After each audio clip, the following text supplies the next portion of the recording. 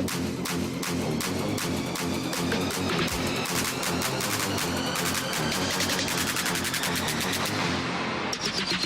get nasty on a Monday. It's Fastlane on 101 ESPN with Andrew Marsh and Carey Davis. I'm Anthony Stalter. Jamie's got the day off today. He'll be back with us tomorrow. 2:02, your time check is brought to you by Clarkson Jewelers, an officially licensed Rolex jeweler. What a weekend it was in Houston, but not for the Astros, gentlemen. The Cardinals sweep the Astros. It was a series in which guys that I thought, we were doing our entrance survey on Friday. And Marsh, I believe you also said 2 of 3 the Cardinals would take, right? Yeah. You and I thought 2 of 3. Carey and Jamie were less. You were optimistic, but less optimistic. Yeah. You thought that maybe the Cardinals would only get 1. Yeah. Jamie thought that as well. Turns out we were all wrong. Yeah. Cardinals swept that blank. Good for us. It was awesome. Now, wasn't always pretty. Last 2 days, you had to rally, but you did rally, and you dismantled an Astros team that has really not gotten off to a great start. So, as we've done after every series, let's do some highs and lows from the Cardinals series against the Astros. Carey, what was your high? I'm going to go with the lineup. I mean, you are able to score with 8 runs a game, seemingly around that number. You got 9 in the first game, 7 in the last 2 games. You're finding ways to get runners across, and I think that's one of the most. That's an extremely important thing for this team, specifically because we know the bullpen has struggled at times, and they have struggled at times. So for me, the lineup being able to have a multitude of players, you're not just solely relying on Jordan Walker. He had a very hot start. He's still, I think, on a 13-game hitting streak now at this point. But your other guys are also coming around and coming into form. J.J. Weatherholt continuing to get on base, whether it's hit by pitch, driving runners in. Mason Wynn, I think, had his best series thus far this season, having a couple of really big hits and driving in runners. So you're starting to see the lineup do kind of what you expect it to do. And Nolan Gorman, I think at this point, he is who he is. He's going to strike out a ton, but he's going to hit the ball really hard. He can go on those, 10-game runs where he's hitting the ball really well, and he could go on a 10-game run where he strikes out about 15 to 20 times. Mm-hmm. So that's who he is. You accept it, and you accept it because the power is there. But I think the lineup for me is probably the one thing I'll take away from this weekend. Nolan Gorman too with an unbelievable play at third base yesterday. Yeah. Mm-hmm. So he hasn't been a true liability at third like some people thought he would be. Marshall, what about you? Highs and lows. What was your high? My high is sort of to piggyback off of what Carey said. The offense I thought showed up today, and we expected that, at least on paper, due to the pitching concerns of Houston. So I'm happy to see that the Cardinals took advantage of that. Yesterday, they don't have a hit. It's not looking good. Mm-hmm. Maybe the 2 of 3 is what they ultimately come up with. But in the middle stages of that game, they find a way to get on base and create chaos on the base paths. And it was just an incredible victory yesterday. Now, and we're going to get to the lows, don't love that they ultimately gave that game back, mm-hmm. but they were able to find a way to win it in extras. The team is great in extra innings, and they're fantastic when they score first. Undefeated when they score first, and I believe they're undefeated in extra innings as well. So this team is gritty.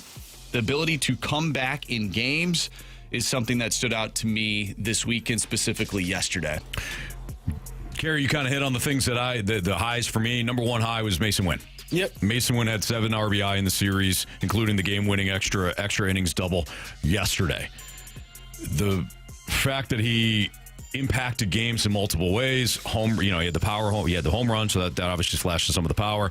The clutch hitting had some big hits yesterday, creating some runs. Mason Wynn has gotten off to a slow start offensively this season. Weird that he was in the cleanup spot to start the year. Doesn't really matter now. That was a massive series for Mason Wynn. Hopefully it carries over. So Mason Wynn to me was the number 1 high. Two more things. Andre Palante, Kyle Leahy, we talked about them. Go ahead. Speaking of high. There you go. And today is 420. Yeah, I just wanted to put that out there. Yeah. A lot of folks getting high today. High on life, Carey.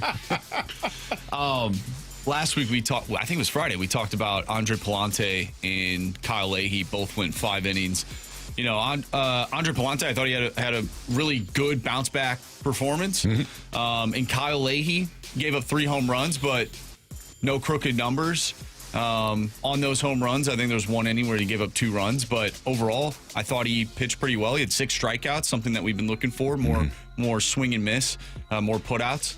And I thought those 2 did their job over the weekend. Yeah, I thought the pitching was okay. I mean, it wasn't great, but it was okay. The Kyle Leahy, like you said, solid. He had six strikeouts. Palante was efficient, kind of limited damage. Again, kind of an Andre Palante type start. A lot of ground balls. And then Matthew Liberatore goes 6 innings and only allows the 1 run. So, I mean, I don't think there was any dominant start among the 3, but competitive starts and controlled the game. The fact that they were only giving up 1-run shots, Yordan Alvarez, man, I don't have to see him at all anymore this year. Yeah. He was killing Cardinal pitching.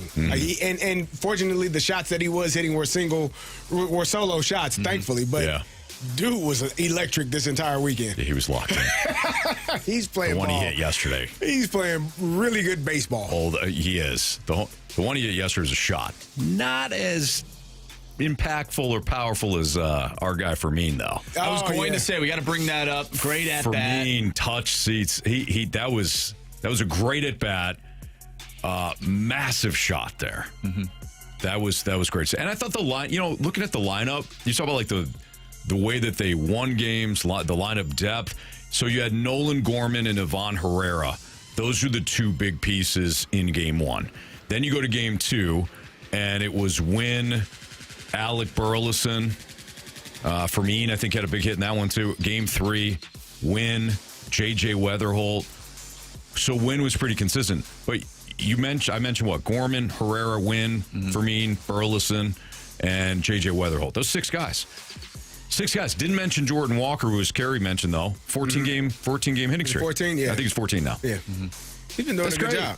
Like, offense has been solid. They all have been doing a good job. The lineup, I think, for me, is the most pleasant surprise that I've seen thus far this year. Like Jordan Walker, the way he started, and now other guys. We knew that Ivan Herrera was going to come around. He hit a home run in this series. He does a great job of getting on base.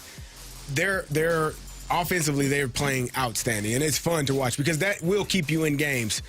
Now, Anthony, you do your thing, brother. Well, hang on a second, because I know we're going to time out from the game. If I had $100, I put it on Arlo's being the bullpen. But before we do that, what about Riley O'Brien? He's a part of that bullpen. He's outstanding. He is man. outstanding. Yeah. And speaking of Yordan Alvarez, unfortunately, Riley O'Brien has to come in the game on Saturday, which you don't love to see. Yeah. Thank goodness he did come in, strikes him out with just an absolute heater up in the zone. He's been fantastic. Now you can get to the rest of the game. Arlo's on 3. Actually, 1, 2, 3. Matt Swanson. Oh, well, yeah, he's part of it. Yeah. Game 3. So let's just start. We'll start backwards. Game 3 gave up a late eighth inning rally, nearly blew it. Which that was surprising from who was pitching too. Well, O'Brien also got in yesterday's game too. He got into the 8th and gave up the double.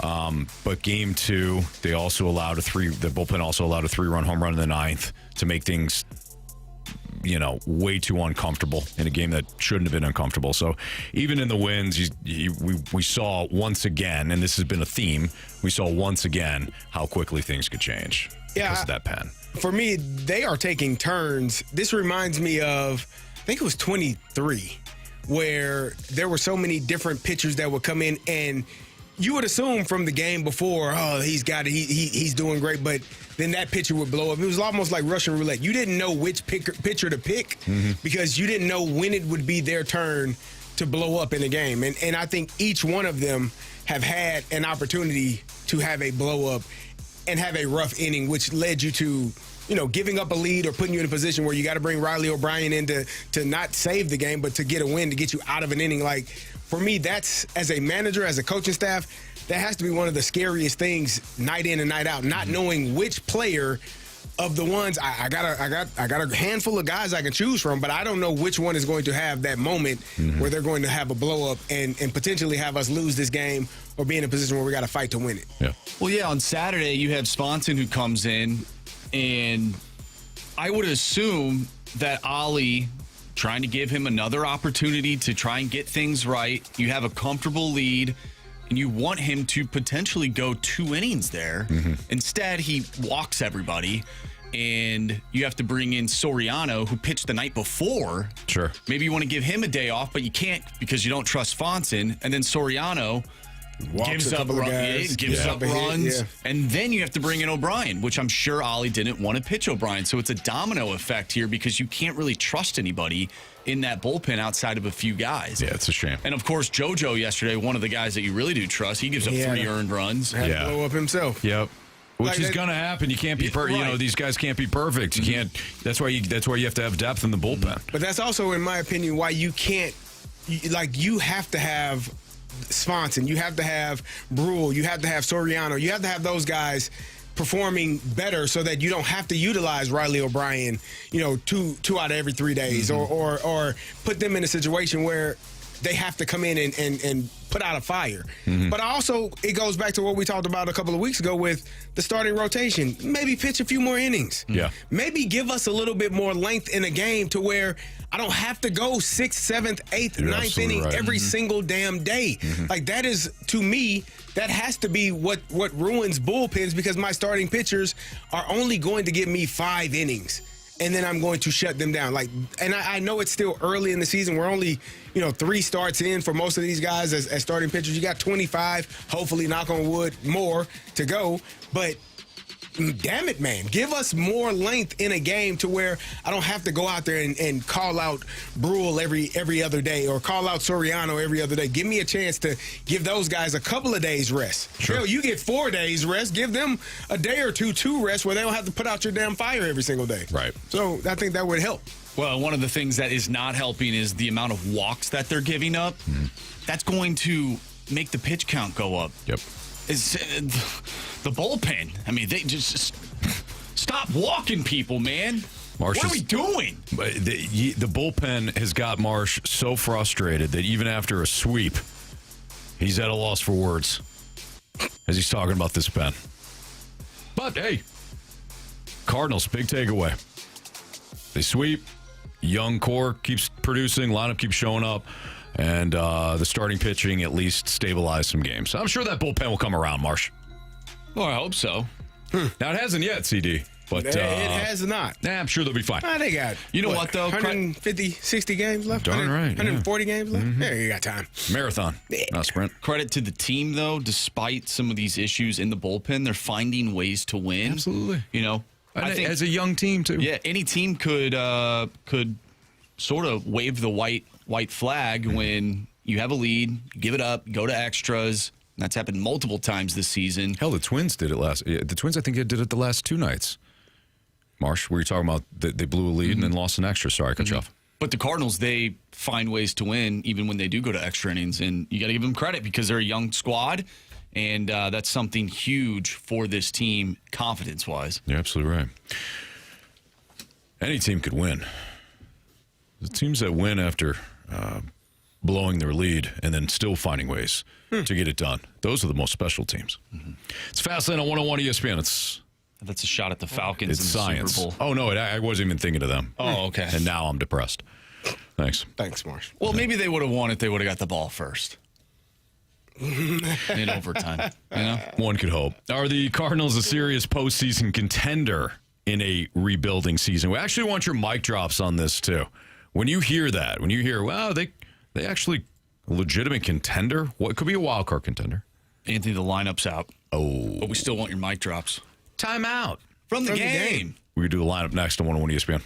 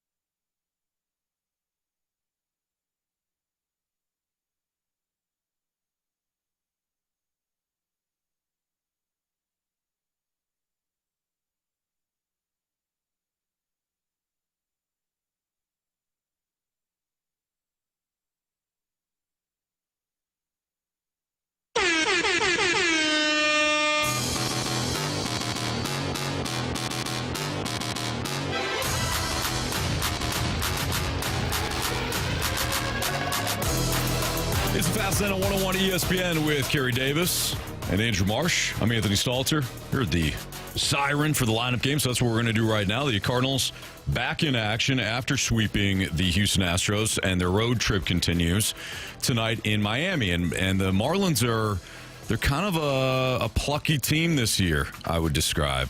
They beat the Brewers yesterday. The Miz was on the mound yesterday for Milwaukee, and Miami jumped them pretty early. The lineup for the Marlins, not chock full of key names or star names, but the lineup for the Marlins has actually been pretty good. So Mike McGreevy takes the hill for the Cardinals. It'll be Max Meyer, or Meyer. I think it's Meyer. M-E-Y-E-R for the Marlins. He's a right-hander, CD. That's all we really care about. That's all that matters. Yeah. We're good here? Yeah, we are. Show us JJ Rutherford. What's the best kind of firework to buy? Wouldn't you like to know, weather boy? Herrera? Sure. Show us, Ivan Herrera. What's your favorite position? Designated hitter. That's cool with me. It's not my favorite, but I'll do it for you. Show us Alec Burleson. He's not some magic star. What? You're insane. He's a huge star at this specific sliver of time. Jaywalk? Sure. Show us Jordan Walker. That one touched the ground. That one touched the ground. Yeah. What's going on there? I'm just fixing something that's been bugging me. Wait a minute. What have we here? Think this is still Nolan? Oh, yeah. All right. Yeah, Show against a us- right-hander? Yeah. Show us Nolan Gorman. We need 38 home runs, 120 RBIs. I'm ready to go in, Coach. Just give me a chance. I know there's a lot riding on it, but it's all psychological. Halftime. Mason Wynn? Sure. Show us Mason Wynn. Shortstop. That's right.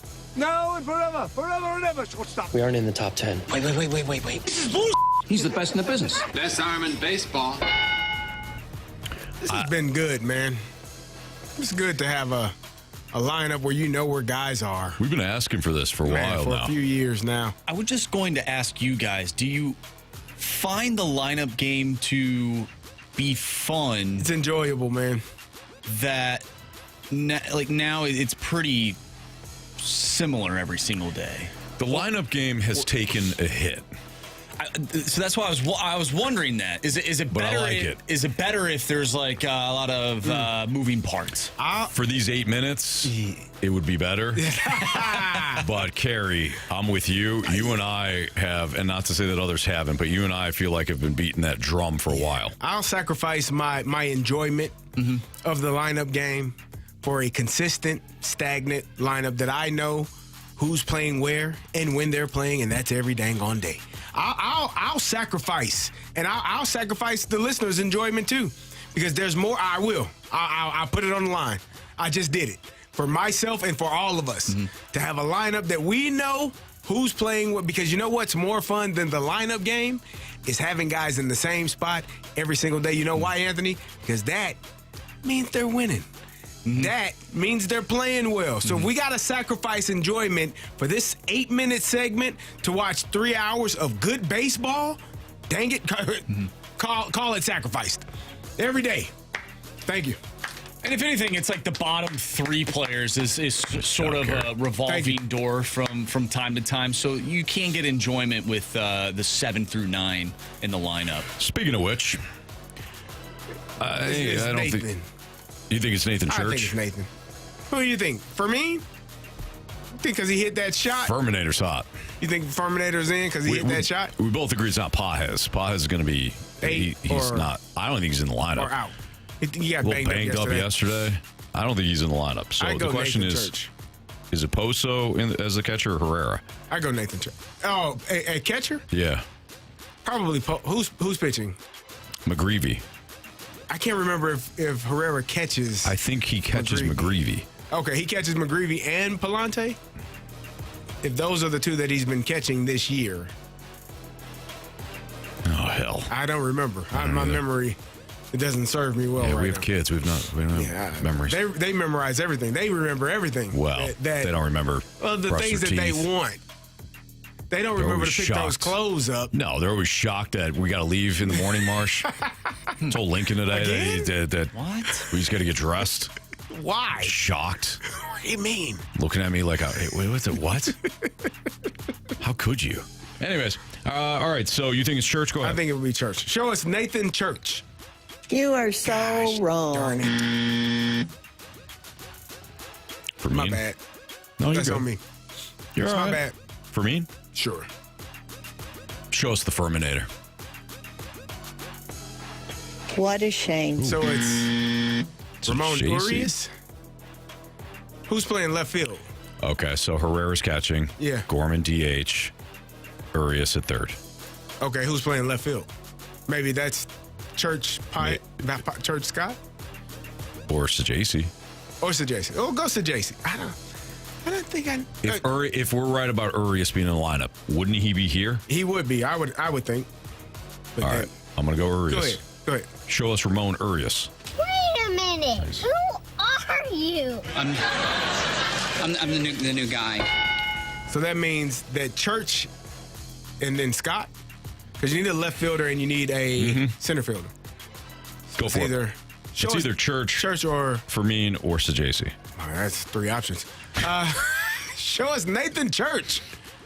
Sorry, guys. Gosh, darn it. So Churchy ain't playing today. No. All right. Maybe Maybe it's great catches Furminator. yesterday too. Maybe it's Furminator. Do you think Furminator? It's got to be. He hit the home run. If that's why, sure. Show us a Furminator. What the hell's the matter with you? Show us Sajasi. Thomas Sajasi. Okay, 90% chest hair, 10% Baseball. I wonder when Marsh asked us, "Hey guys, do you like playing the Yeah, lineup he game?" was- If he it was was a- setting our asses up. He definitely Maybe. was. All right. Show us Victor Scott. Feels good going fast. I guess I was going about 65 tops. He even said it too. He goes, "These last three spots can be kind of tricky." It was tricky. Was alluding to it. Yeah. I thought you would have had Urias though. Nah. I didn't think Urias. I didn't either. Yep, didn't think it at all. After the way that Gorman gloved that one yesterday. Yeah. Nah, you need that hot glove at the hot corner. Furminator Sure. with an absolute tater out to left field. Second best home run out there. Next to Albert Pujols. Right? Ollie don't know ball. Of course, they're no longer in Houston, so it's a Houston thing. Go ahead, Marsh. All right, leading off second baseman, J.J. Weatherholt. Batting second and catching is Ivan Herrera. Batting third, your first baseman, Alec Burleson. Your cleanup hitter in right field is Jordan Walker. Batting fifth, the DH, Nolan Gorman. Batting sixth, the shortstop, Mason Wynn. Batting seventh and playing third base is Ramon Urias. Batting eighth in left field, Thomas Sajasi. And batting ninth in center field, Victor Scott, the second.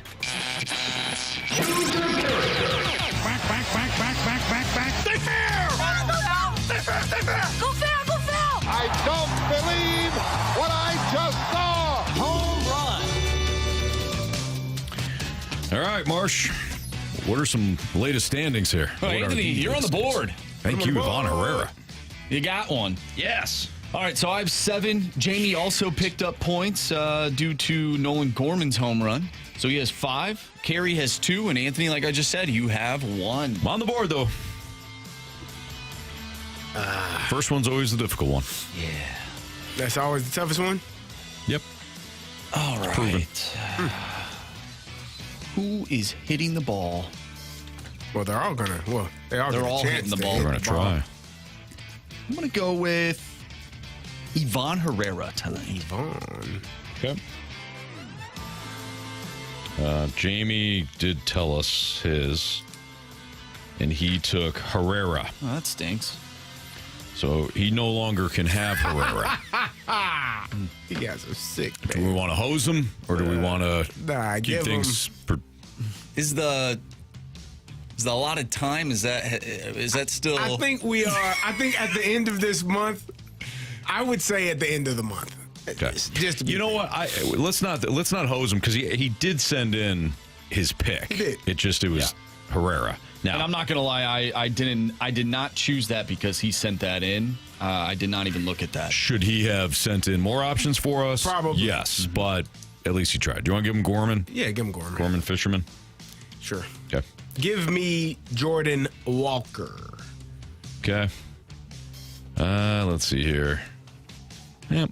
I don't like my options, guys.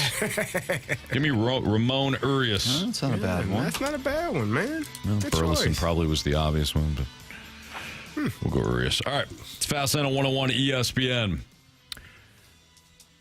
Are the NHL and NBA playoffs already off to a great start? Get into that next on 101 ESPN.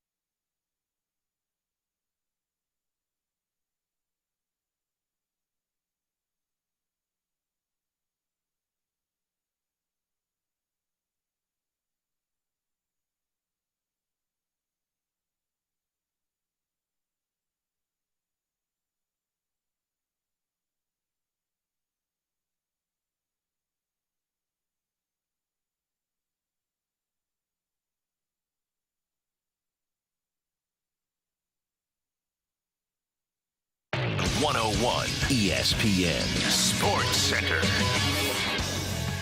I'm Andrew Marsh. It's time for a Sports Center update brought to you by Saliga Heating and Cooling. The Cardinals 13-8 on the year. They are second in the NL Central after sweeping the Houston Astros this weekend. They'll take on the Miami Marlins tonight. 5:40 first pitch. Michael McGreevy on the mound for the Cardinals. Coming up next, we're going to dive into the NHL and NBA playoffs. We actually have Game 2 between the Knicks and the Hawks right here on 101 ESPN tonight.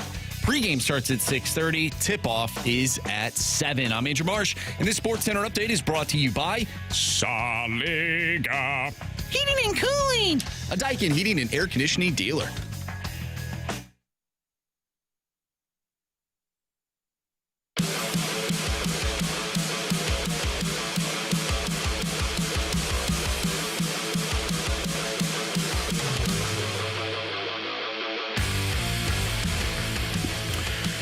It's a fast lane on 101 ESPN. The NBA and NHL playoffs are off to a great start. CD, I know that you always keep an eye on the NBA playoffs around this time of year. So if you go back to, we talked a little bit about the play-in games. Your Warriors lost 111-96 to the Suns. Sorry about that. But as the Game 1 series tipped off on Saturday and then obviously worked their way through Sunday, what are your thoughts? Well, I thought Victor Wembanyama with his first playoff appearance, 35 points, was outstanding. The Lakers getting a win versus a KD-less Rockets was impressive. I'm interested to see how that series goes if KD is able to play and how that Rockets team. I think the Rockets are a better team, especially with the Lakers without Luka, without Austin Reeves. I don't know how long those two will be out as well.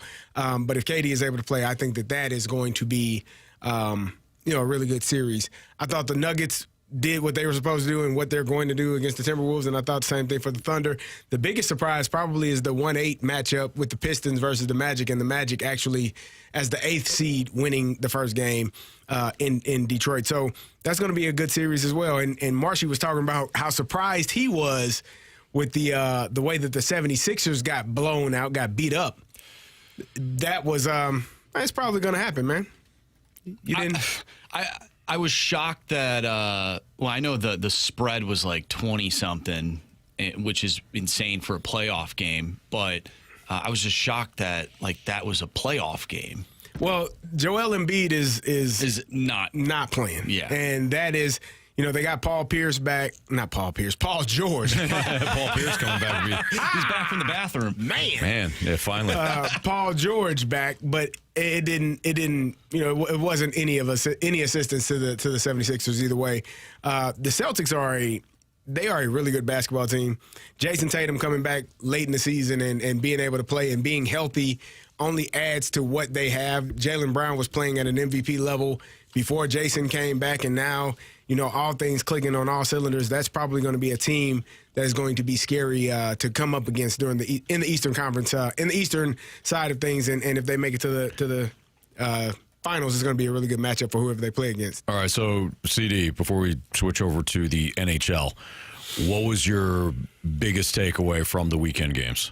The Celtics. Celtics. Like what Marshy said, just rolling. Mm-hmm. Again, I know Joel Embiid is injured, and that does not help the 76ers cause, but the Celtics, to me, if Jason Tatum plays the entire year, they're probably the 1 seed. I think the Pistons are kind of what I thought they were. They showed that in the first game, losing to the Magic. They can be beaten, even though they are the 1 seed in the East. So the Celtics coming out of the East would be my pick for that side of the bracket for worse terms, I guess. Marsh. Yeah. Switching over to the NHL, what was your biggest takeaway from the NHL playoffs? Biggest takeaway, really at least for me, was that I can't help but root for the Buffalo Sabres. I mean, my goodness, that game last night, they go down 2-0. There's less than 8 minutes to go. Former Blue Tage Thompson puts one in the back of the net. They cut the lead, the Boston lead, 2-1. Not that much later, he scores again.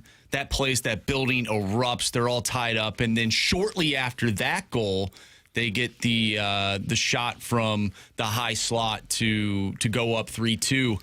I mean, how could you not root for Buffalo? I mean, that whole city has been just itching for playoff success, not only clearly in the NHL, but also with their football team and the Bills, who seem to not be able to get over the hump. But I couldn't help but watch that game and just think, my goodness, I'm rooting for this team, at least in the Eastern Conference. But also, real quick on that too, I think there's something kind of poetic about it too. If they do beat the Bruins, because the Bruins have had such a rich history, and they're pretty consistently a playoff team. So if the Sabres not only make the playoffs for the first time since dinosaurs roamed the earth, but they also beat a team like Boston with all their rich history, I think that would be kind of sweet too. I think my biggest takeaway was that the Minnesota Wild looked dangerous. I mean, they smoked the Dallas Stars, and that was the one series through, at least on the Western Conference side of things, that was more like 50-50 just because of the point totals that they had during the season. I mean, they look good. They made Dallas look bad. Jake Ottinger, question marks, much like last year. I mean, now it's Minnesota sports teams that they could still lose in the first round, right? Which I actually think they might, just because they have yet. I think the last time they made it out of the first round was when they beat the Blues back in like 2015. That's correct. Yeah. So it's been a minute, but this team is dangerous. They have a lot of pieces, and they were the most impressive team, at least for me, in the first few days. Dallas has just such a issue in Game 1. Yeah, they got smoked last year against Colorado, and they were able to bounce back. Yeah, it's interesting, too, that Jamie, for what it's worth, also likes, I know he likes Dallas tonight because he sent in his bet the board picks.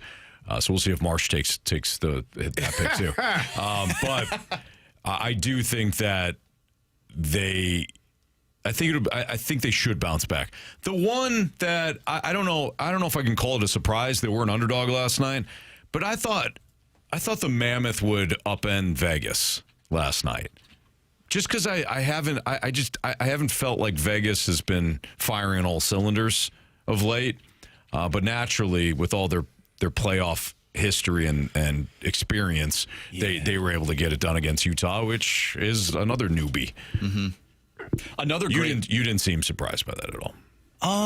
You knew. No, I thought that Utah would give them a good series. It just, the way that they played late in that game, it was disappointing if you're a Utah fan.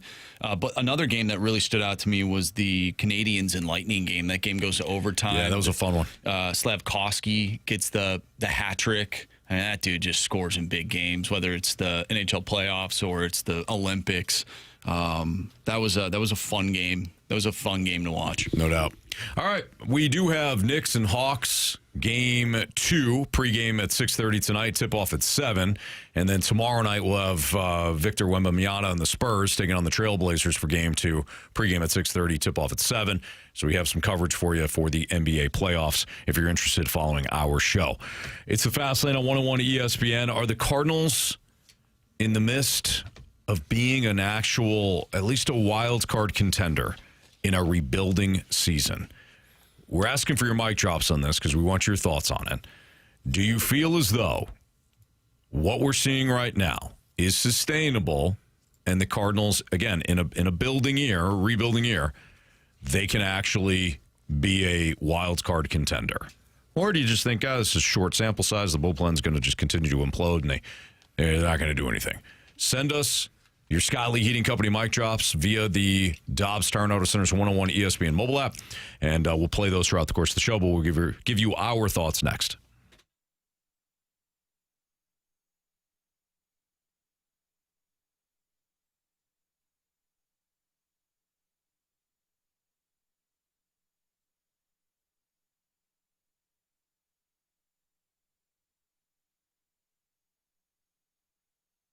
Hey, you only got 10 more days this month, which means there's only 10 more days for you to head out to Auto Centers Nissan in Herculaneum.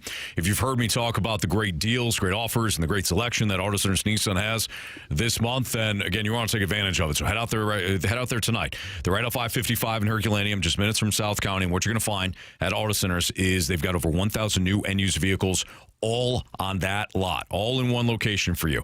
Right now, new Rogue, Pathfinder, Murano, Frontier models are eligible for 0 payments for 6 months, 0 money down, and 0% APR for 60 months.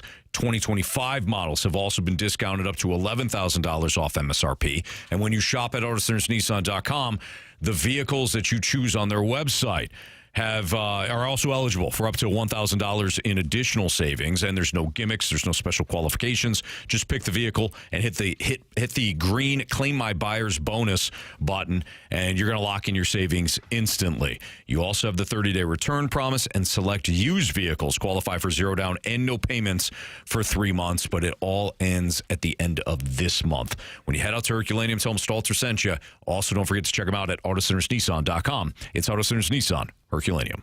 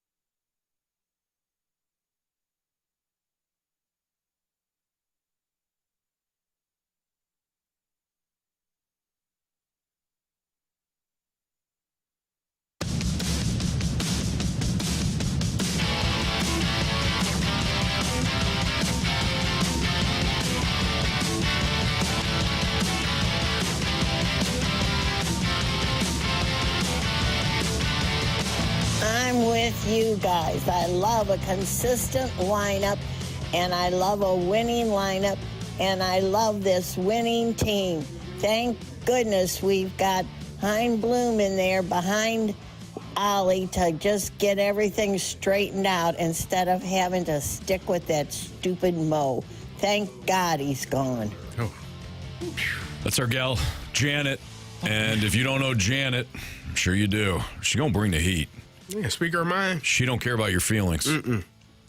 Not one bit. She's just going to tell you the truth. And what Janet was referring to there was the fact that CD and I are willing to punt some fun in the lineup game to get a little consistency. Yeah. And you know what? Today we had both, actually. I prefer fun during the games. Yep. I mean, so Janet was also leaving us a Scott Lee Heating Company mic drop, which you can do. We're asking you whether or not you feel like the Cardinals are a serious, and we'll just stick with wild card for right now. Serious wild card contender. Where are they in the division, Anthony? Second. Okay. You don't want to do it? Well, when I say contender, sometimes people get a little weird. They're not a World Series contender. They're not a pennant contender. No, it's just postseason contender. They're trying to vie for a postseason spot, Anthony. I'm just trying to make sure that everybody understands that we're not talking about World Series or bust. I would say, postseason only. Is this question for us as well, or we just You're darn right. Oh, okay. Yeah, no, it's not just for the people. No, it's for the people for sure. I would say it's still early. It is exciting, right? You're watching a consistent lineup. You're watching younger players have success. You are seeing some of the really good upside that you were hoping to see from these players, and you hopefully continue to see it on a consistent basis. That's the good part. The bad part we talked about earlier is the bullpen and the inconsistencies there. Mm-hmm. Whether or not you have guys, a handful of guys that you can trust each day. I think right now there aren't a handful of guys that you trust. You don't know which ones you can trust at this moment. So that is very concerning.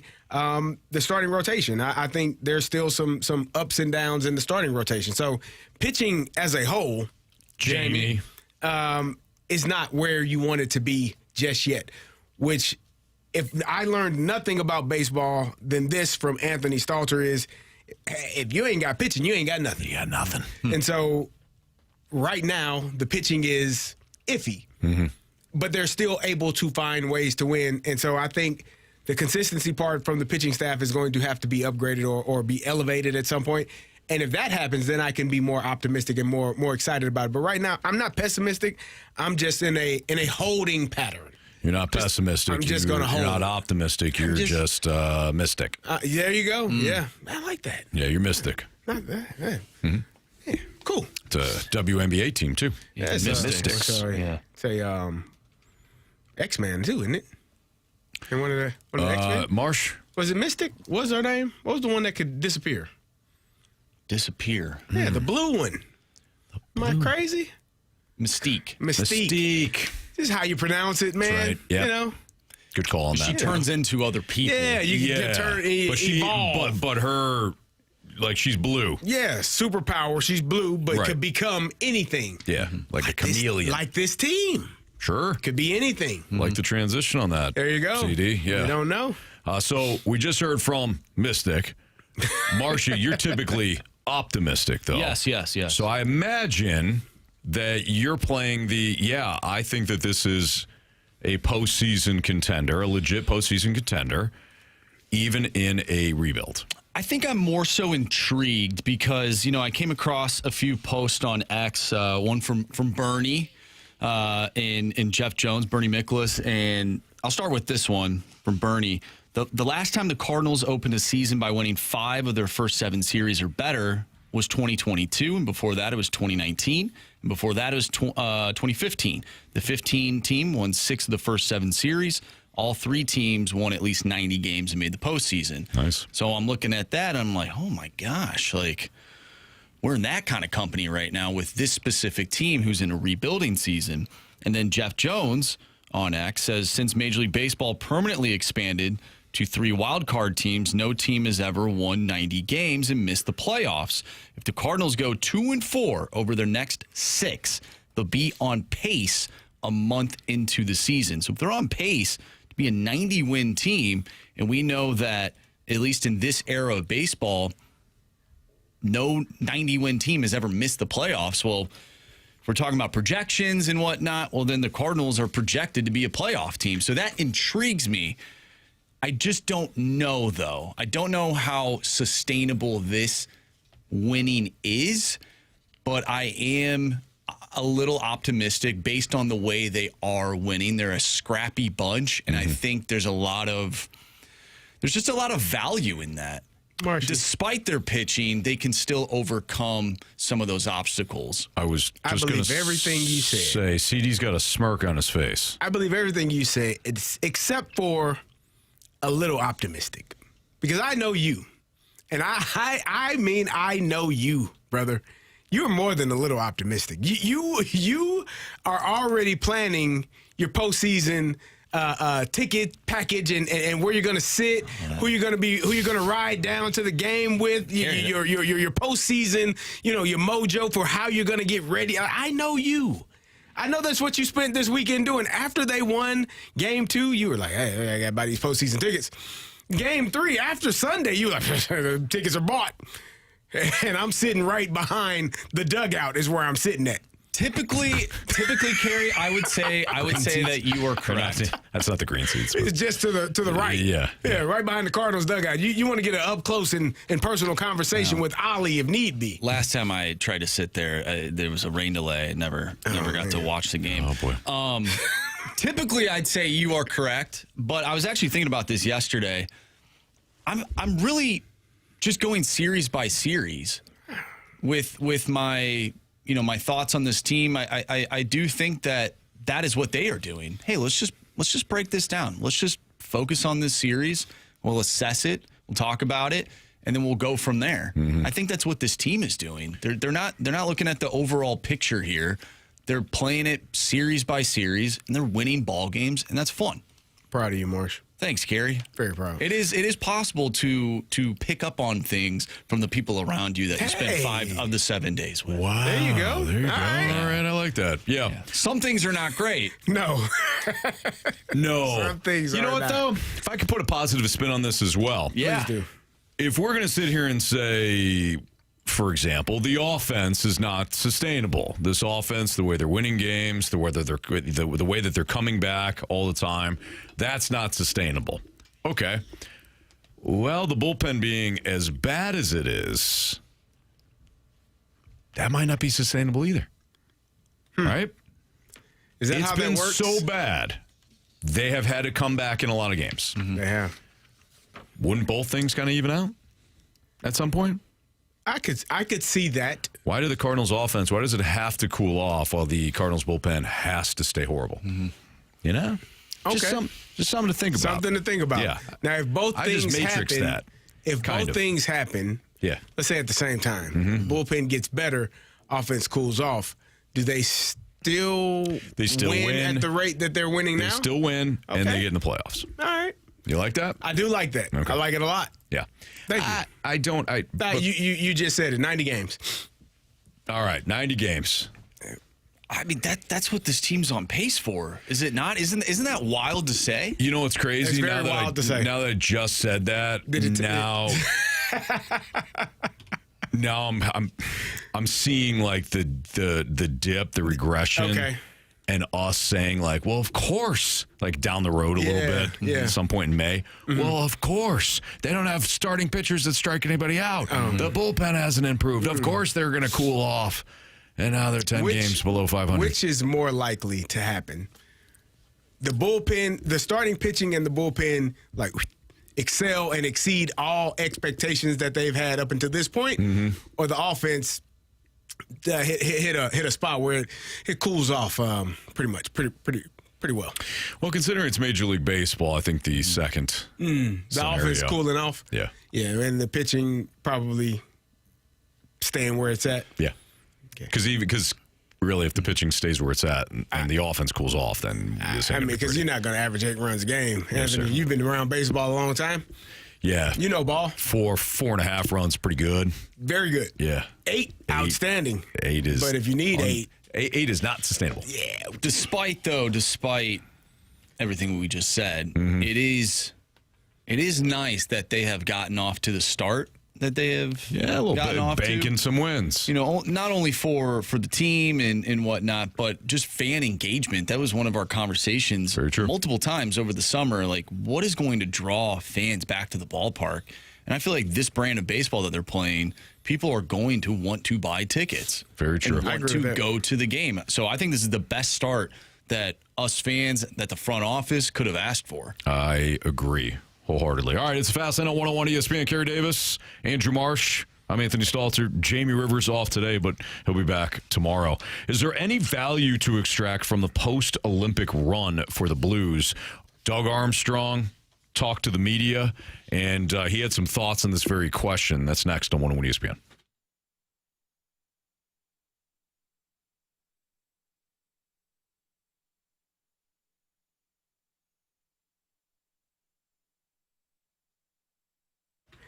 The Fast Lane is brought to you by FanDuel. Right now, new customers can bet $5 and get $400 in bonus bets if your first bet wins. From player props to your favorite stars to all the tools you need to back them up. It's everything you need all in one app, so don't miss your shot. And we're talking basketball, and you know the OKC Thunder, the number one seed in the West, are playing outstanding. See if they can keep going in the direction that they are. SGA, if he's going to have the points, the rebounds, the assists that you want. Maybe you like the Lakers over the Rockets on the money line, and maybe you want to take the Spurs and Victor Wembanyama to go over in points. You can do it all. Just head to FanDuel.com/local to get started. That's FanDuel.com/local to get started. FanDuel, official partner of the NBA. Must be 21 plus and present in Missouri. Gambling problem? Call 1-800-GAMBLER. First online real money wager only. $5 first deposit required. Bonus issued as non-withdrawable bonus bets that expire 7 days after receipt. Restrictions apply. See terms at sportsbook.fanduel.com.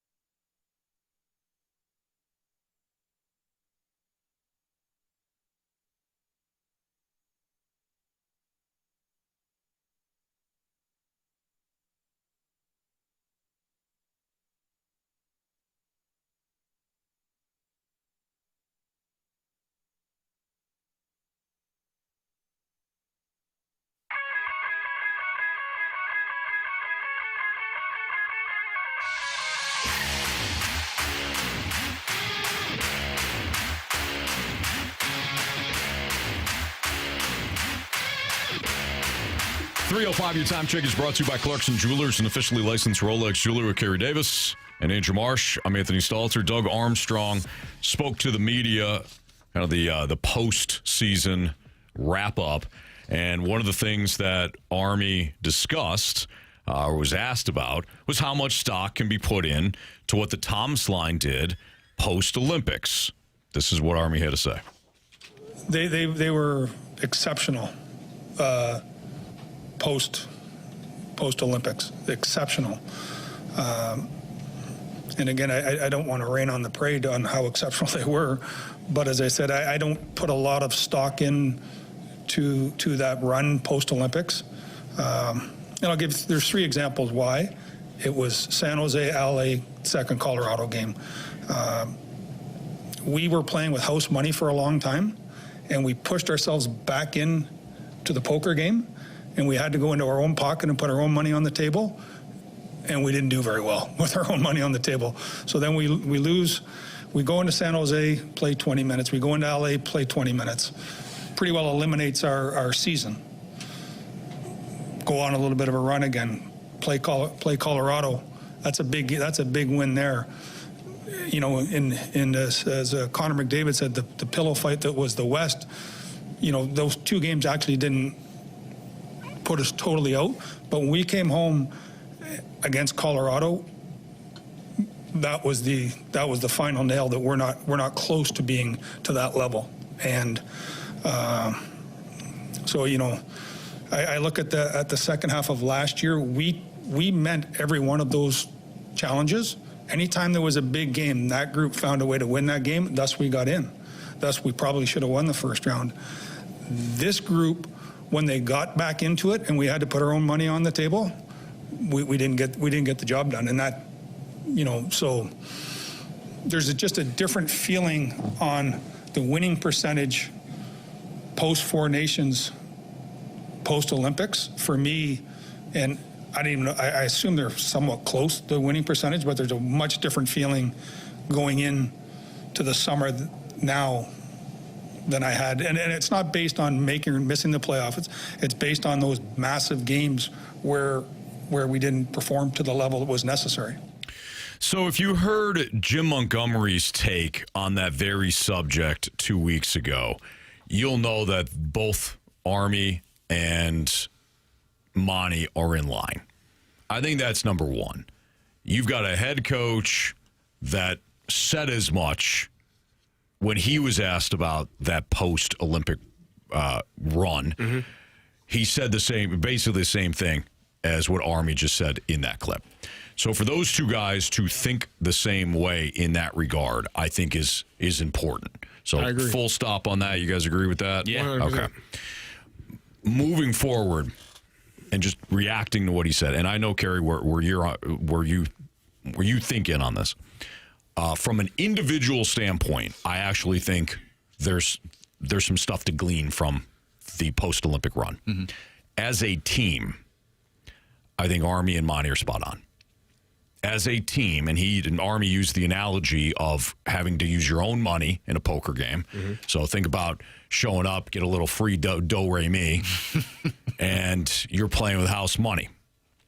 You have nothing. You do have something to lose, but let's just assume you have to use it in a poker game. Mm-hmm. You have to use that money in a poker game, or you have to, all our different partners here for sports books, you have to use that money there. You're playing a little more carefree. Mm-hmm. It's not yours. Correct. As Army knows in the analogy, once you start to use your own money again, you didn't do very well.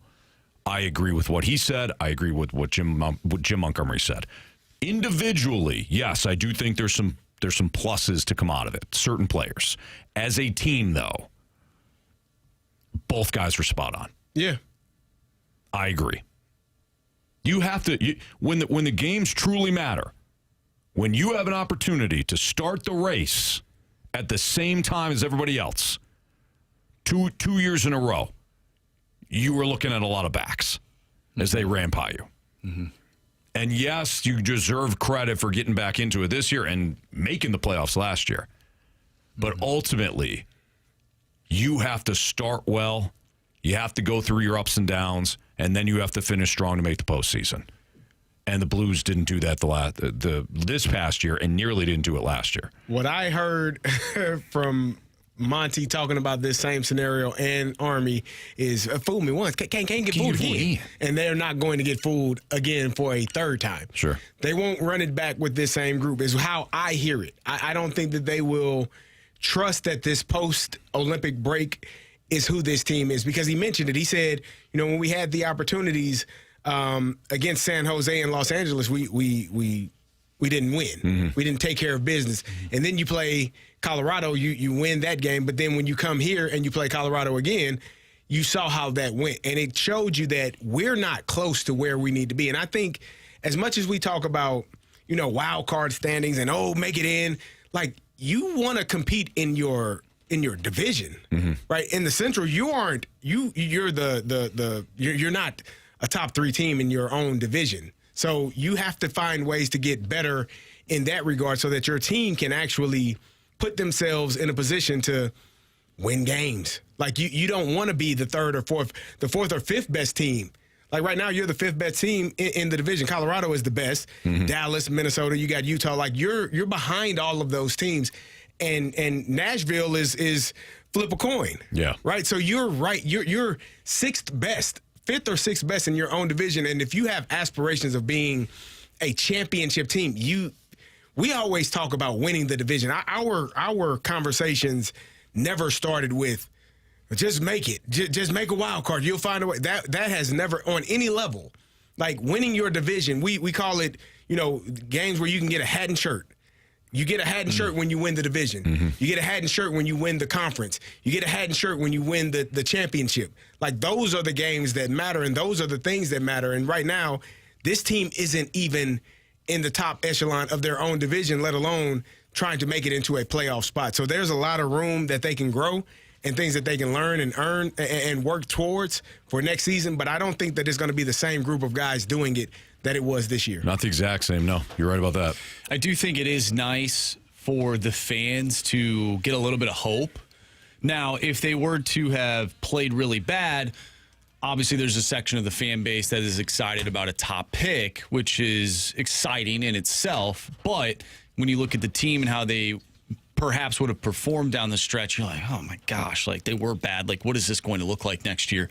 But at least out of this run, you saw what that first line looks like. The chemistry, despite, playing games in which they really didn't matter, and then until it did, it is what it is. And, you have depth problems, but there's that. Or depth. Well, I think if you're talking about the analogy of money. The analogy, you're in a debt. They definitely Maybe both. They got both. Maybe both. Yeah. They went into debt trying to get back into it. Yeah. But at least you have a little bit of hope of, man, what can this line do for a full season? What does that look like? That gets me somewhat excited. That's how I feel going into next year, despite the team missing the playoffs, and now we're watching a bunch of other teams compete for the Stanley Cup. I'm at least intrigued by what that line can do next season, and I'm also intrigued by what does this front office do to add more depth There you go. to this team to ultimately make them a playoff contender next season. I also think they need a new mindset. Because how many times do we talk about this team being kind of soft throughout the year? Whether it's board battles, trying to come back in games. So how do you alter that? How do you change that? Because I don't disagree with you, but now, it's easy for us to say, and I'll go back and just say what I said, and that you need to start fast, right? Well, it's not like they didn't have that message to the players at the start of the year. Carey, you had mentioned it probably won't be the same team. I agree with that. But how do you find those players that can start fast? And that ties into what you just said of how do you find players that are not as soft, so you start to fall apart in December and January when it really matters. For me, it's leadership on the team. Like Monty, Army, Steiner, they don't play. Like, they don't play anymore. Like, they don't play the game. They're not out there. They're not out there practicing. They're not part of that group that's in the locker room. When you go in the locker room, generally speaking, coaches don't come in there. General managers don't come in there. It's the players that are in the locker room. Those are the people. We spend more time, especially in hockey, basketball, and baseball.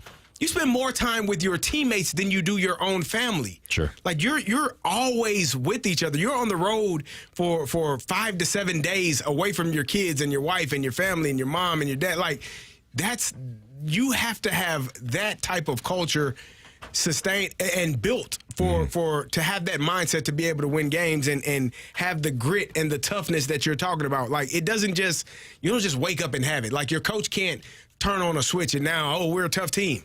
Right. You have to have players in that locker room that want to be that way, that demand their other teammates and themselves to be that way, and that's how you end up having those types of teams. If not, you're going to run into the same issues that you have year after year. Sure. You know, the players talked about it, and I know we're going to break down this whole press conference this week, probably go into next week as well, but some of the players touched on the success that they had last season. They thought that would just sort of automatically translate to the beginning of this season, and when it didn't, they couldn't find it. There was no counterpunch. Exactly. Yeah. All right, it's Fast Lane on 101 at ESPN. Are these teams, and we'll tell you who these teams are in the NFL, making the right decisions? Some maybe questionable moves. One questionable move over the weekend by one team, perhaps another questionable move coming up based on some Adam Schefter reporting. That's next on 101 ESPN.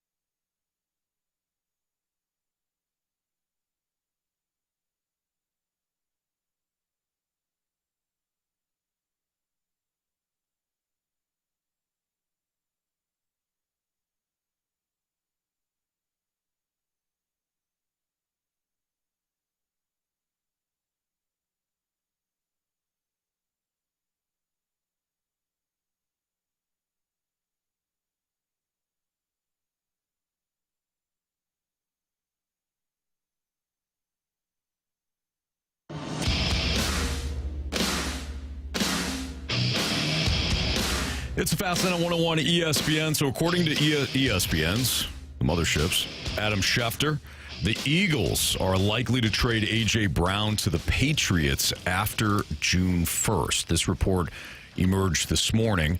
The Eagles Well, you know what? Why don't we just hear from Adam Schefter? How about that? So here's Adam Schefter. Here's the actual breakdown, his thoughts, and his report from Get Up this morning.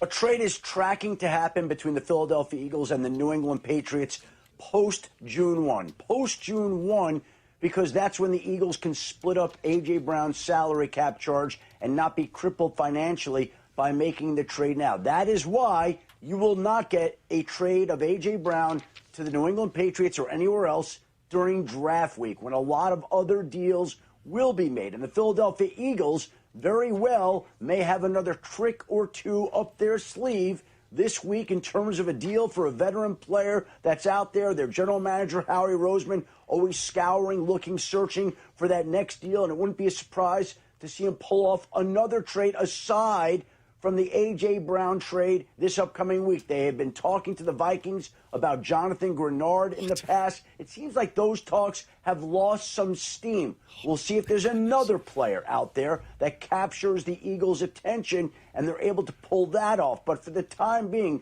I think the Eagles and Patriots both have to operate as if a trade for A.J. Brown is likely to get done post-June 1. The Patriots will get the receiver that they've wanted, and the Eagles obviously have been preparing for this, trading for wide receiver Dontavian Wicks and signing wide receivers Hollywood Brown and Elijah Moore. So, Carey, I feel as though that you have been of the mindset, why would the Eagles trade one of their best players? Mm-hmm. Figure it out, stomp out the drama or deal with the drama and keep that team intact. But I will say, when there's smoke, there's fire, and there's been smoke billowing from Philadelphia dating back to 2 years ago. Yeah. Last season, not this past season, but last season with A.J. Brown. And it just, if you read some of the reports, including the great breakdown that ESPN had highlighting some of the issues between Jalen Hurts, A.J. Brown, and some of the other offensive pieces. Again, it looks as though that this is a situation that was bound to happen. Yeah, I think Adam Schefter is probably in the know in these conversations that this is more than likely going to happen, and he gave you the timeline of when it would happen.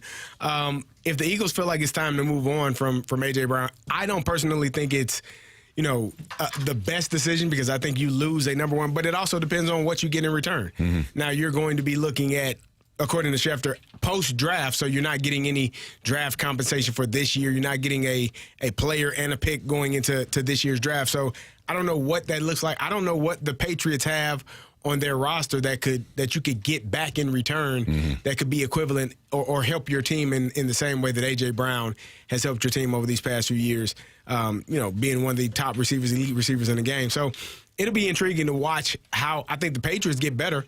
They need a number one receiver. Drake May could definitely use a guy like A.J. Brown to throw the ball to in the red zone, a big body receiver that can go make big plays for you downfield. I think it's one of the things that they've lacked, for a number of years in New England. So I think that that's beneficial for them. But what do you get back if you're the Eagles? And if you're the Eagles and you're an Eagle fan, you probably trust Howie Roseman like right now, almost with your life. Like, if Howie's doing it, whatever, man, we know we'll get something back in return that will be beneficial for us in the future. And you probably don't have much stress about it because you trust the GM to get the job done in the right way. So if I'm A.J. Brown, I'm looking at it and saying, hey, I want to be where I want to be, mm-hmm. and all parties hopefully can get what they need to get and be successful going forward. And A.J. Brown goes to a head coach that he's familiar with, right? Absolutely, and one that I don't think, if you're reading the tea leaves, ever wanted to get rid of him in the first place. And it wasn't his decision. It was the front office decision to trade A.J. Brown on draft night, several years back, and draft Treylon Burks, who he's done nothing thus far in his career. And of course, Vrabel got out of Tennessee. So anyway, long story short, I do believe that this was bound to happen, and maybe A.J. Brown will be happier in New England. And if you're the Eagles, Carey, you nailed it. If you're the Eagles, you're an Eagles fan, you got to believe that Howie Roseman, the best general manager in the NFL, will figure it out. Mm-hmm. You still got Devontae Smith. You still have some, obviously you still have Saquon Barkley. And maybe you find some receivers that will fit whatever Jalen Hurts wants out of the offense. Or find an offensive coordinator that can get the most out of that offense. Would certainly help, too. That's part of the problem. Or name Jalen Hurts the OC, too. Maybe. Call plays at the line of scrimmage. You got so many different offensive coordinators, you might as well. Right. Too many different. It's just a lot, man. A lot to learn. Marsh, so the whole topic here was, are these teams in the NFL making the right decision? I think if you're the Eagles, yes, based on what we've heard from Philly and the friction between A.J. Brown and Jalen Hurts. If you're the Bengals, I don't know. Over the weekend, Bengals traded for defensive tackle Dexter Lawrence in a deal that includes the number 10 overall pick heading to the Giants. Now, Marsh, you are kind of on the opposite end here of CD in terms of how you view this. So I'm gonna let you. I'm gonna give you the floor first. I don't necessarily hate this idea. I think I'm just questioning it, and I'm hoping CD puts a little perspective for me, because I can change my mind or whatever. But when it happened, I'm like, well, that's weird, because they refused to pay Trey Hendrickson for all these years. They allow him to go to a division rival in the Baltimore Ravens, and then they trade the 10th overall pick to get another defensive guy to then pay him.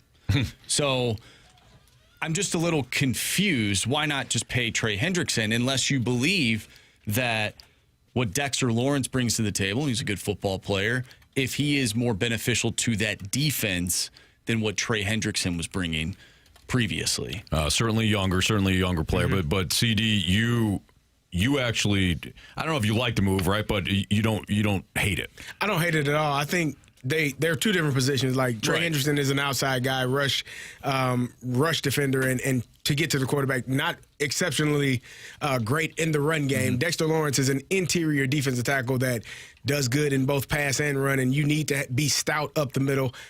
Trey Hendrickson is a little bit older than Dexter Lawrence, so that's another thing. And the reason why I didn't have an issue with giving up the draft pick is because who are you going to find that is better than Dexter Lawrence right now at number 10 in this year's draft? If you value that position of interior defensive tackle and saying, okay, this is what we need to get over that hump, yes, let's do it. Trey Hendrickson got a 4-year deal for $112 million, and he's 31 years old. Is he going to be the best version of himself by the time he's 35 when that deal is in the final year of it? I don't know. But Dexter Lawrence, you gave him a 1-year deal, and you're saying, hey, let's see what you can do this year. And then if it's good, if we find some money, because they probably are running short on cash, Anthony, because they paid a lot of offensive players. You bring him back as well. So for me, I thought it was a good deal. You're not going to find a draft that is a draft. You're not going to utilize that draft pick to find a player at that position better than Dexter Lawrence, in my opinion. And I understand that the Bengals' rush defense was awful last year. They were the worst team in the NFL when it comes to stopping the run. So this does make sense. My question is, will he be a Bengal the rest of his career? Well, you're right. That is another aspect of this, because Lawrence wanted out. He wanted out in New York, so you don't know without a contract extension, and maybe one is coming. But CD, you just brought this up. The amount of cap money that is being invested offensively limits what you can do defensively. Correct. And the Bengals are notorious for being cheap. Very. So you just gave up on the defensive side. Yeah. You just gave up the number 10 overall pick, which, of course, I agree with what you're saying in that Dexter Lawrence, there's not going to be a better player than Dexter Lawrence at number 10.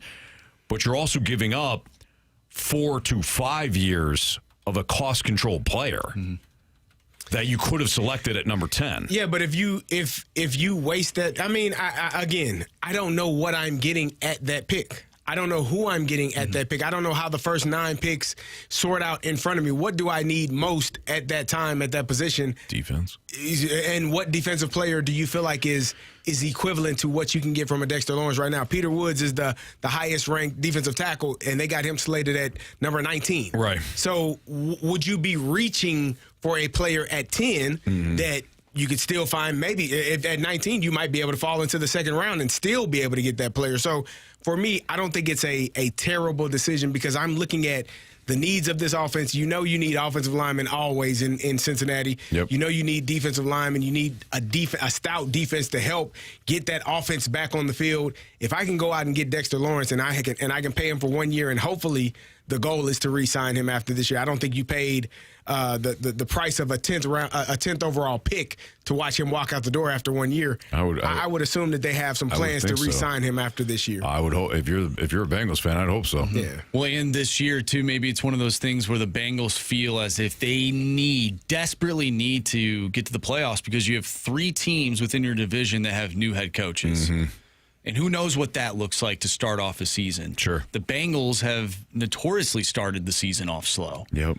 So maybe, hey, we get this guy in here, provides a little defense for us, something that has been lacking for a while. We get to the playoffs, especially if the division looks like what it looked like last year, where teams were still alive later in that season, came down to the final week between the Steelers and the Ravens. You know, maybe they are able to get into the playoffs, and then you have Joe Burrow and Jamar Chase and T. Higgins, and you have those guys. Maybe you win a few rounds and get back to the Super Bowl. Who knows? And it was a 1 year extension to what he already had. So he isn't a free agent until 2029. So he's locked in with the Bengals for 3 years. Right. Absolutely. He also just complained about New York. He wanted to get out of there. Yeah, they don't have any. I mean, you go from pick your guy at quarterback in New York for the last X number of years to playing with Joe Burrow. Mm-hmm. I think I'm excited about being in Cincinnati. Sure. I think I am. Yeah. I think I got a chance with old Joe. As opposed to pick your quarterback. Jackson Dart? Yeah, hell yeah. I mean, Jackson is going to be Jackson darting the ball over the field? Jackson darting right to the blue tent. Oh, come on, man. He's going to have a great 7 games. Wow. Great 7 games. You guys are harsh. Yeah, man. Also, you speak the truth. All right. It's Fastlane on 101 at ESPN. Marsh, we're going to do what's trending here. Okay? I'm calling an audible. Oh, wow. You may not like it, but I do. Okay. And it's like you guys said, it's Carey Davis's show. What's trending is next on 101 ESPN.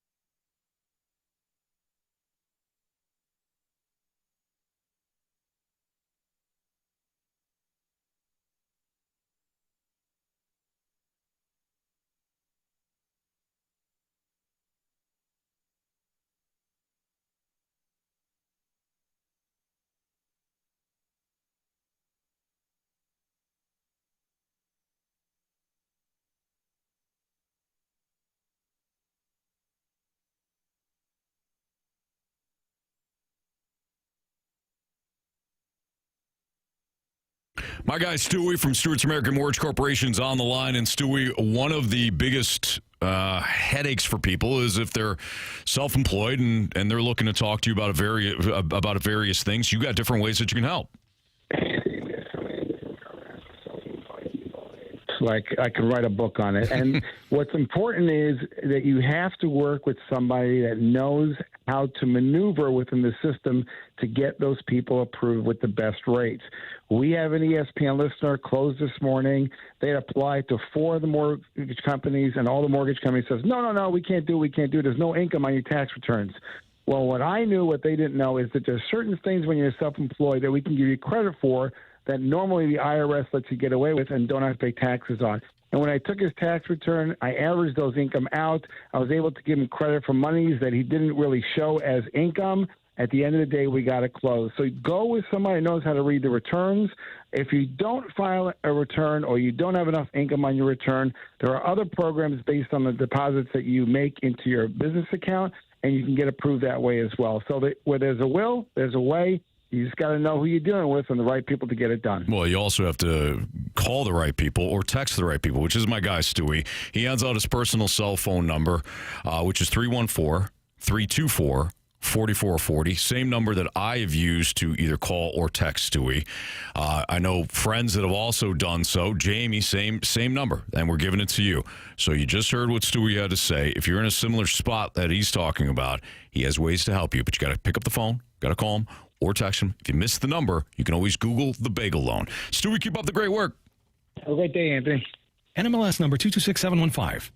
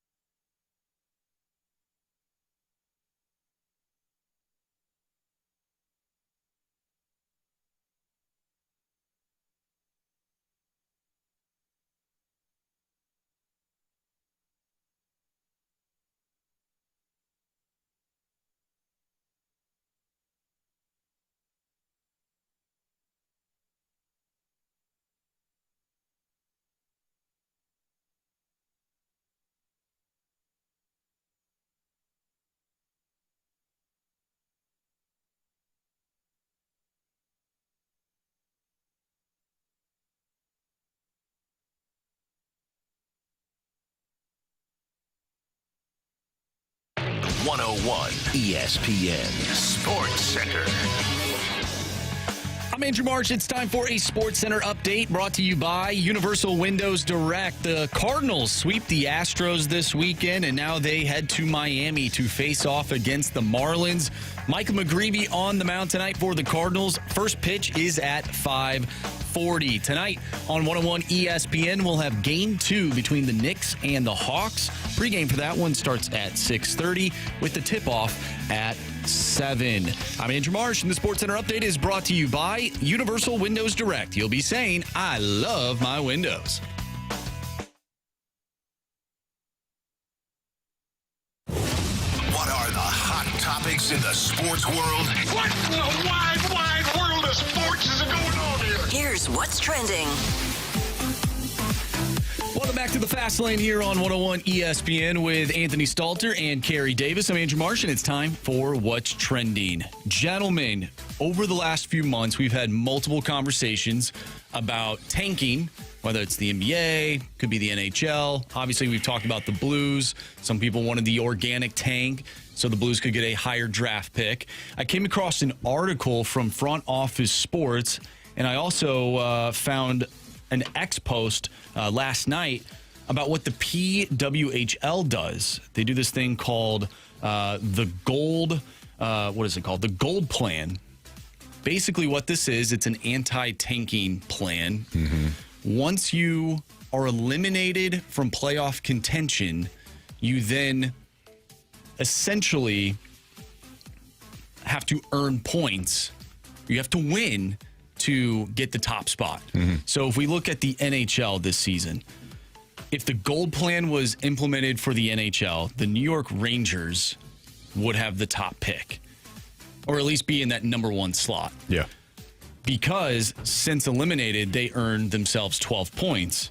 The Canucks, since being eliminated, they'd be second with 8. You go down the list, the Blues would actually be fourth because they had 6 points since being eliminated.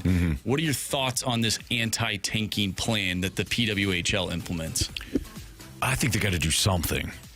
I mean, if you're not good, it doesn't help.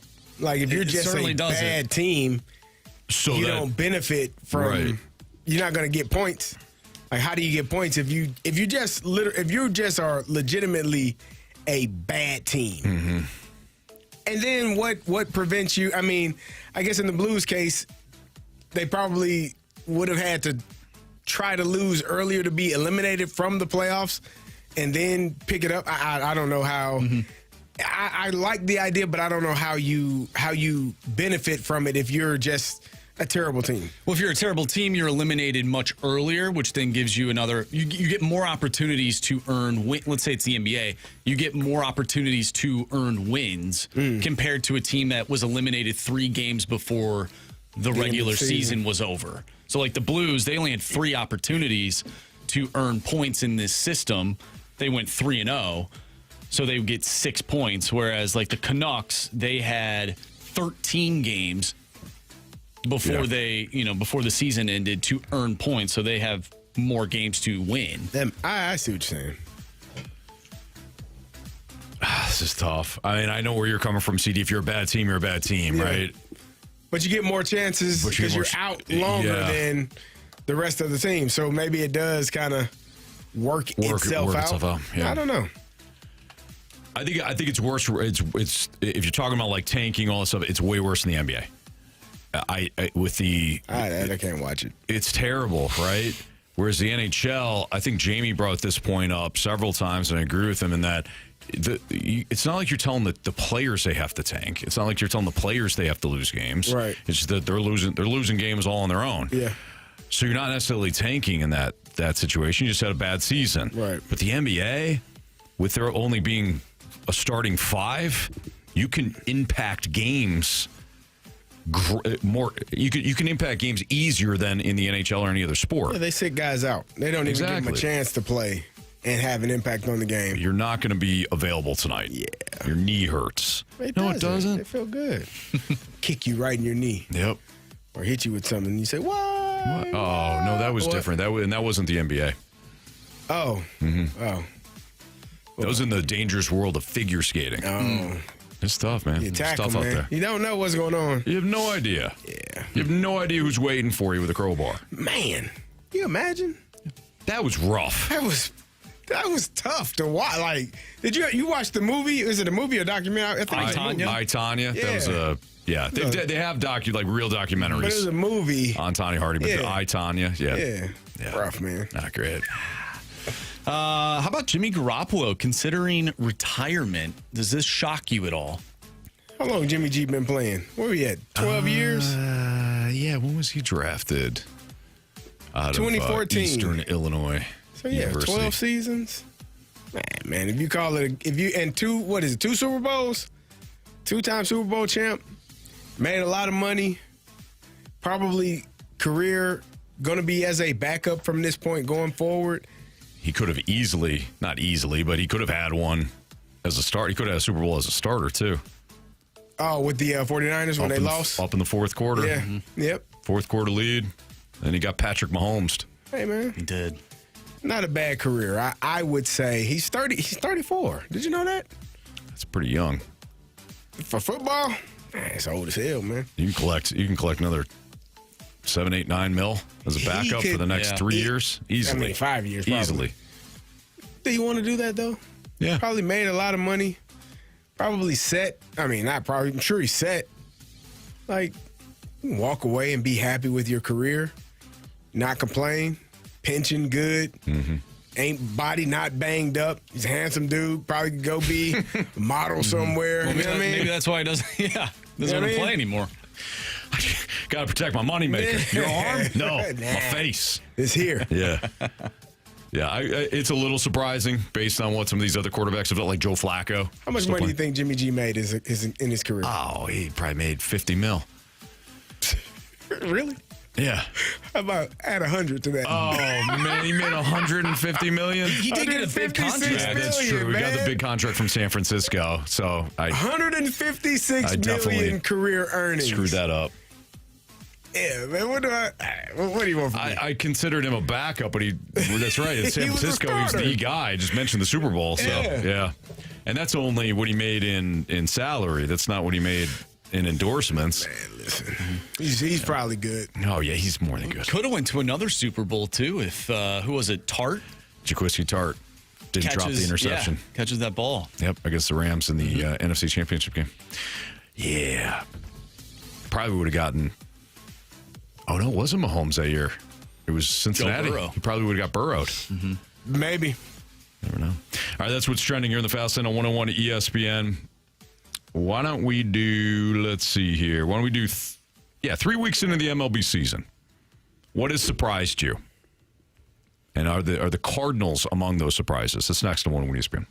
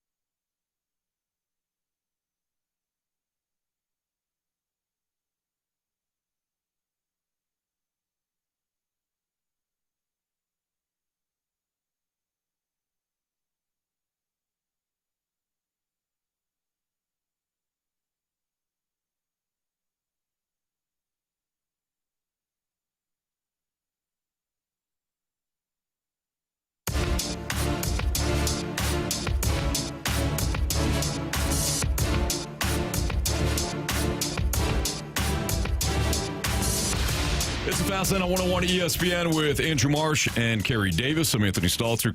Our guy Jamie Rivers will be back tomorrow.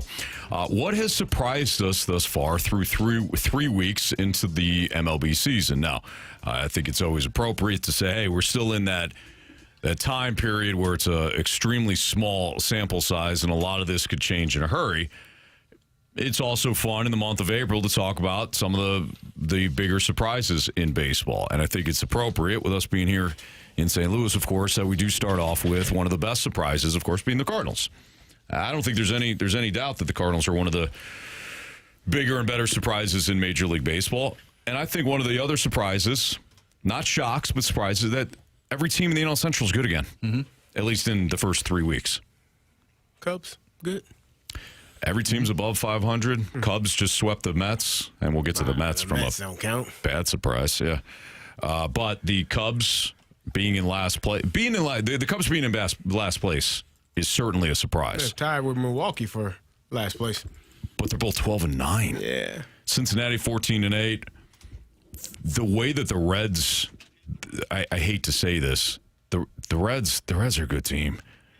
The pitching staff, that's Marsh's computer, by the way. Okay, I thought I was crazy. No, yeah. Oh, can you hear that? Yeah. A little bit, yeah. A little bleed. That's okay. It's a little bit. Turn it down a little bit. bit of a bleed. The Reds, their starting pitching, we knew was going to be good. Defensively, they're outstanding. Suarez made a couple plays at third over the weekend at Target Field. That was highly impressive. They also are playing similar to the Cardinals in that they're like the cardiac kids, never out of a game. A couple of comebacks against Minnesota over the weekend, including one yesterday. So the Reds being at 14-8. But the NL Central as a whole, Jamie has been very impressive. And I do think it's a little surprising that each and every team has been that impressive. My surprise, we're talking big picture, anything just big picture, baseball. anything baseball. Man, I like the ABS system. That's one thing that I would take away from the beginning of the season. I think it does a couple of things. Obviously, you get the call correct, which is the most important thing. But I also think, like, initially I thought it would be very difficult for umpires and they would be extremely pissed off and mad about, all of these challenges. But I actually think it puts them in a favorable light because you see how close some of these calls are. And whether they got the call right or whether they missed it by like a quarter of an inch, it's hard. It's not an easy job with a baseball coming 90-plus miles an hour, and you got to make a decision on whether it was a strike or not. Granted, baseball players do it, but I think we've often given umpires like a bad rap for, that's a terrible call. But when you're looking at some of these calls, that they're either calling a ball or a strike, and if they're wrong, it's a quarter of an inch wrong. Or if they're right, they could be a quarter of it. It's like, man, this is a difficult job. But I think the ABS system has really kind of highlighted the tough job that it is for umpires in baseball. Carey, I never thought of it that way, but you're absolutely right. Yeah. Because how many times does the ball just clip the bottom of the zone? Either way, you think it's a ball, it looks like a ball. From the batter's perspective, they call a ball, and then catcher taps his helmet. Actually, the baseball just barely clips the bottom of that strike zone, and the call is overturned. So you're right. A lot of these calls are. I haven't seen outside of the CB Buckner ones. Yes, I've not seen extreme. Like egregious calls.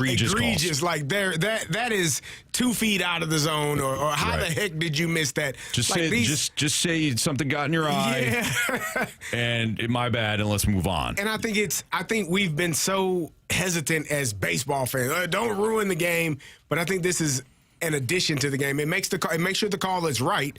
But again, it also highlights how difficult of a job it is for those umpires behind the plate to make that decision. No doubt. And they're either exactly right with the call or they're just barely off. And who the heck can know that to the naked eye? Right. So I think it's been a really good, a good addition to baseball so far. I'm with you. I don't mind it one bit. It hasn't distracted from the game. It hasn't taken anything away. I think it's, and you're getting the calls right, which is what your point was to start. Marsh, anything really stand out to you? Yeah, I mean, we just touched on it a little bit. It's the Mets. The Mets are terrible. They've lost 11 in a row. They get swept by the Cubs. There's some people in this city that aren't fans of Ollie Marmol, and, it is what it is. But I can't imagine anybody that is a Mets fan being a fan of Carlos Mendoza, especially after his breakdown yesterday of why they decided to not pitch around Nico Horner and blew the game. Yeah, and go with Michael Busch, who was 0 for 4 in the game. He's hitting 164 on the season. You have a runner on third, 1 out. Why not put that guy on? His explanation is, well, he's just going to steal second. Jeez. Well, that runner doesn't matter. The guy at third matters. Right. And I thought it was just a horrible breakdown. It just goes to show it's just one of the reasons why I think this team is bad. They just they're not thinking things through in certain situations, and it starts with the manager. I don't disagree at all, Marsh. The only thing I would say is they do have some decent pitching. Like Freddie Peralta had a really good game on Saturday, and the Cubs attacked. I don't know if he was out of the game at that point, but the Cubs won late on Saturday. And, of course, yesterday they tied the game in the ninth. You described it, and they win in extras. They do have some good pitching. But the other aspect, too, of the Mets that's been surprising is the way that Francisco Lindor has played. I mean, he has had a bunch of, to use the same word we said earlier, egregious mistakes where you're almost like, dude, is everything okay? Yeah. Like, is something else? He seems distracted. Yes. Like those type of mistakes would be typically a player that's distracted. Yeah, I saw a highlight slide of some of his mistakes and errors, not errors in the field, but like lapses where he's, forgetting how many outs there are, not running out of, he's just like you said, maybe elsewhere mentally and not locked into the game completely. Right. For a player of his caliber to play the way that he has to start the season, you're wondering, man, what's going on? Are you okay? What's going on in life, man? And I hope he is okay. I hope there's something. I really just, I don't mean this to be, I don't mean this to be facetious. I just hope he's having a rough start to the season, and it's not something else he's dealing with. And also, it just goes to show, as it pertains to the Mets as a whole, Jamie, that it doesn't matter how much money you put into a team. This can happen. Yeah. And maybe this is a carryover to what happened last year where the team blew it late in the season and missed the playoffs. Yes, right. Could be a carryover. You're right. This is a team that it wasn't really heads up to begin with, at least dating back to last year. A couple other things we got to get because we got to get to the Gauntlet here. We do need a new Gauntlet contestant, though. 314-399-9646. Not only are the Mets bad, and that's a bit of a surprise.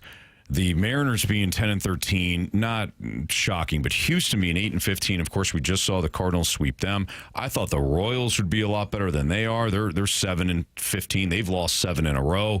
They just got swept by the Yankees and Tigers, their last 2 series. And then Toronto being 8-13 thus far. They had a rough. Kevin Gausman pitched well yesterday. They crushed Arizona, but they lost 2 of 3 in Arizona over the weekend. So Toronto, of course, being the AL pennant winner last year, they're off to a rough start. That's a bit of a surprise as well. All right. It's Fastlane on 101 ESPN. As I mentioned, we need a new Gauntlet contestant. We'll take your text, and we'll get to that Gauntlet next on 101 ESPN.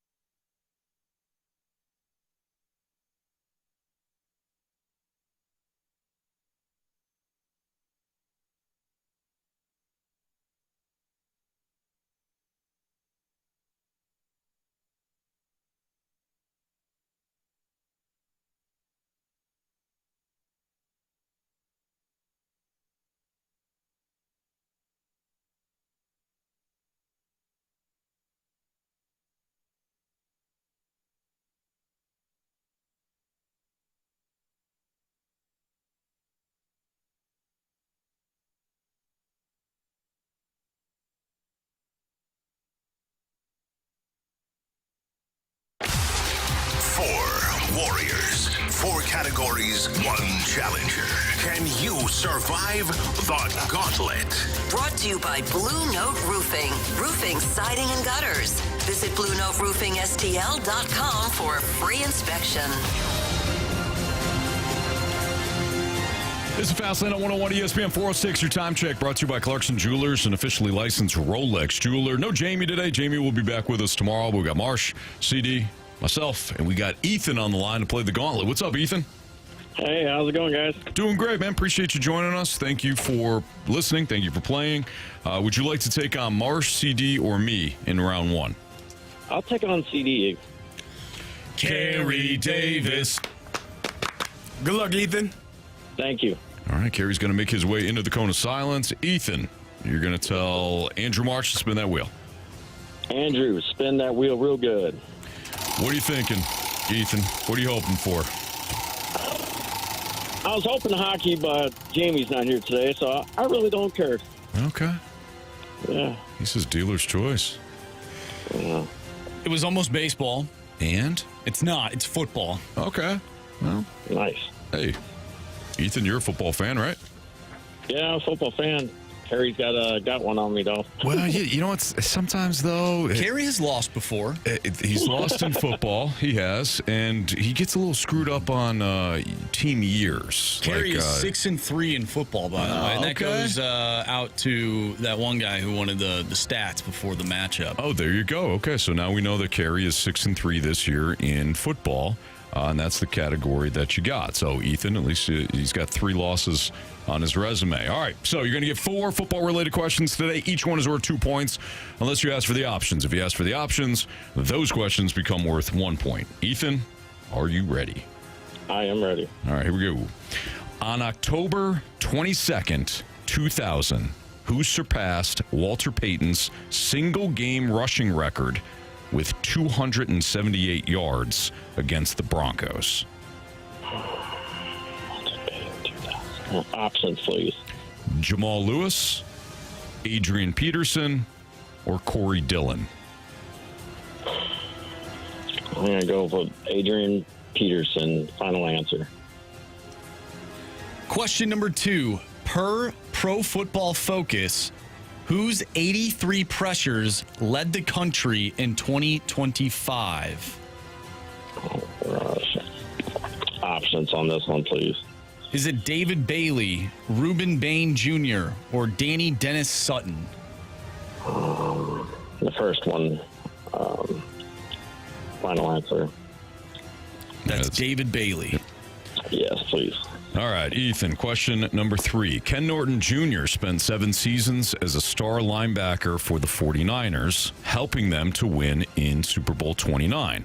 But where did the 3-time Pro Bowler begin his NFL career? Man, these are not easy. Options, please. Cowboys, Seahawks, Raiders. I was thinking Seahawks. I'm going to go with Seahawks. Okay. Final answer. Question number 4. Name the only team that finished the 2025 regular season with a perfect 8-0 record. I'm sorry, 8-0 road record. 8-0 road record. 8-0 road record.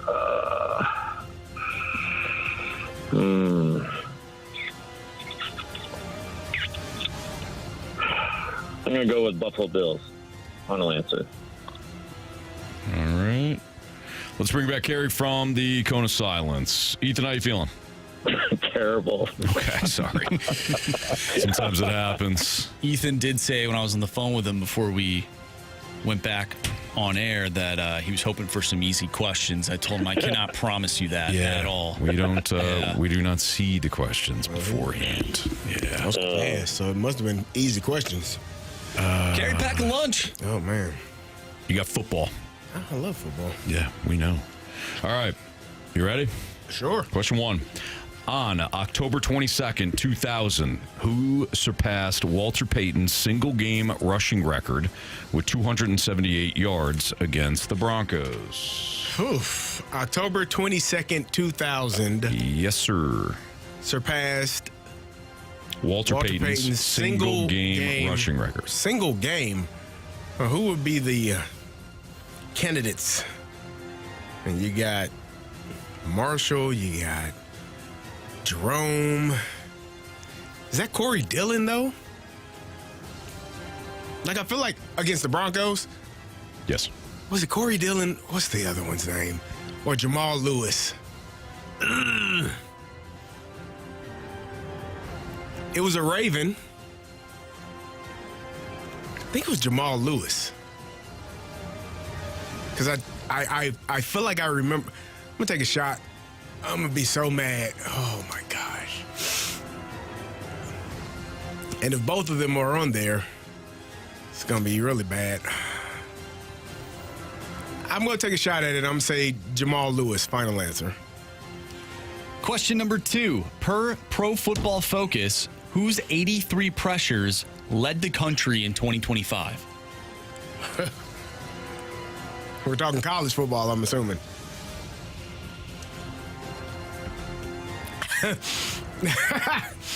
I don't write the questions. It's got to be a college football question. Marshy read the question as it was written. Come on, man. No, you come on, man. 83 pressures. Give me the options. Options are David Bailey, Reuben Bain Jr., or Danny Dennis Sutton. It had to be a college football question. Yeah, it was college. Let's go with David Bailey. Final answer. All right. Carey, question 3. Ken Norton Jr. spent 7 seasons as a star linebacker for the 49ers, helping them to win Super Bowl 29. Mm-hmm. But where did the 3-time Pro Bowler begin his NFL career? It should be the Dallas Cowboys. Because I can't remember if he was here. He was here. But I remember he scored a touchdown and was punching the goalpost like his father. And I think it was the Cowboys. Or maybe it was the 49ers, but I remember him doing that here. Cowboys, final answer. Question number 4. Name the only team that finished the 2025 regular season with a perfect 8-0 road record. One more time, please. Name the only team that finished the 2025 regular season with a perfect 8-0 road record. Are we talking college or NFL, man? Come on, man. Can you repeat the question one more time? Name the only team that finished the 2025 regular season with a perfect 8-0 road record. CD, your questions are valid. These are terrible questions, man. I can't give you anything. I can be right if I say, I don't. Oh, God. Come on, man. Come on, man. I think it's the Patriots. Assuming that we're talking NFL. Hell, we could be talking high school football. I don't know, man. Patriots, final answer. I should have taken some options here, man. Yes, you should have. That's ridiculous. I don't like how you're looking at me. Should we go down the list, Anthony? Let's go down the list. I think we set the tone with question 1. Let's set the tone. All right. On October 22nd, 2000, who surpassed Walter Payton's single-game rushing record with 278 yards against the Broncos? With the options, Ethan went with Adrian Peterson. No. Carey's confident it's not AP. He wasn't even in the league yet. No, he was not. Yeah. But is Carey confident with his selection of Jamal Lewis without the options? Do you want to hear your options? Sure. Adrian Peterson. Okay. Jamal Lewis. Hey. And Corey Dillon. Gosh darn it. No way. Correct answer is Corey Dillon. You gotta be kidding me. Jamal Lewis broke Corey Dillon's record in 2003. I knew, so you were right. I knew it was. Who did Corey play for at that time? I think it was the Bengals. It was the Bengals, and then Jamal Lewis did it when he was with the Ravens against the Browns. I knew where your head was there. So Jamal Lewis broke Corey Dillon's record. Corey Dillon broke Walter Payton's. Gosh darn it. Jamal Lewis rushed for 295 yards in week 2. I knew it was. Yeah. Okay. 0-0. Per Pro Football Focus, whose 83 pressures led the country in 2025? Ethan listened to the options, went with David Bailey. Carey pretty much had to listen to the options because he didn't know if it was college or pro. He also went with David Bailey. Correct answer is? It is Reuben Bain Jr. Of course it is. Bain Jr. of Miami. Of course it is. Yes. By the way, I think the thing that leads it to be a college football question is Led the country. Led the country rather than led the league. Yeah. I mean, say the fourth one, though, the fourth question, which we'll get to. Fourth one, that's tough, but we'll get to it. So 0-0 between Carey and Ethan. Ken Norton Jr. spent 7 seasons as a star linebacker for the 49ers, helping them to win in Super Bowl 29. But where did the 3-time Pro Bowler begin his NFL career? Ethan said the Seahawks.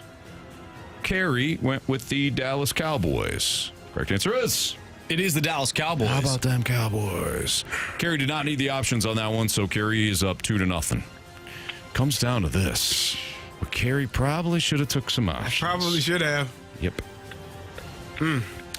Name the only team that finished the 2025 regular season with a perfect 8-0 road record. Without the options, Ethan said the Indiana Hoosiers. Ooh. See what I mean, man? See what I mean, man? I'm just kidding. Oh. It was the NFL. Oh, okay. Ethan, without the options, said the Buffalo Bills. Oh, okay. But having fun with Carey right now. Oh, man. Ethan's like, that's what I said. Carey, because Ethan wouldn't have known either. So Ethan went with the Bills without the options. Carey went with the Patriots without the options. If it's the Bills, we've got a walk-off. If it's the Patriots or any other team, not named the Bills, Carey wins today. Ethan. You have chosen poorly. You lose. Correct answer is the New England Patriots. The New England Patriots. Carey wins today 4-0. Sorry, Ethan. I know that was tough, but Yeah, it was. Hey, you hung in there. You still went. You still went 4 rounds with CD. We'll blame the questions. Yeah, we will. Good job, Ethan. It was fun. Good job. Thanks for listening, Ethan. Thanks, guys. Have a great day. You too. Getting a lot of texts saying they don't play 8 road games in college. Right. Hey, you count the any other games that are not home games? Well, we know Mizzou doesn't play 8 road games a year. They play 8 home games, don't they? Come on now. What? They play like 8 home games. I'm sure they did. Yeah. Maybe not 8. I think it was 8. Was it 8? I believe so. They played a lot. I don't know about 8. It was So a lot of home they only games. won on the road, 3 times? Probably, I think maybe 4. 8 and 4. 8 games, 8 home games. 4 road games? I mean, the first 5 are at home usually for Mizzou. Mm-hmm. Something like that. Now, Good job, CD. I know those Buffalo Bills did not have a perfect road record. No, they didn't. Because they went into Atlanta. Yeah, they and did. Lost. They got smoked. Well, there you go. They were getting smoked in the first half, and they had a little bit of a comeback, but they got smoked. That was the game that, if I'm not mistaken, Drake London could have scored at the end of the half. Yes. Yeah. But it was like a yard Out of short. bounds. Yes, that was also Bijan's, one of Bijan's finest Oh, games. he went off that game. He went off against them and the Rams on Monday Night Football. I'm bothered about the Corey Dillon one. Or Thursday Night Football. I had it in my head, and then I talked myself out of it with Jamal I Lewis. could see why you got to Jamal Lewis, though. Because I know Jamal did break it. You got screwed up with you saw Raven. I And did. Of course, Corey Dillon. Corey Dillon was never a Raven. No, but I wasn't sure. I'm like, did Corey Dillon do it? I talked myself out of Corey Dillon. Yeah. And went with Jamal. It's all right. You got a dub, man. You got a dub. All right. We are going to do our Sports Six Packs next. So if you got questions, send them into the Air Comfort Service text line, 314-399-9646. We'll do part 1 of the Sports Six Pack next.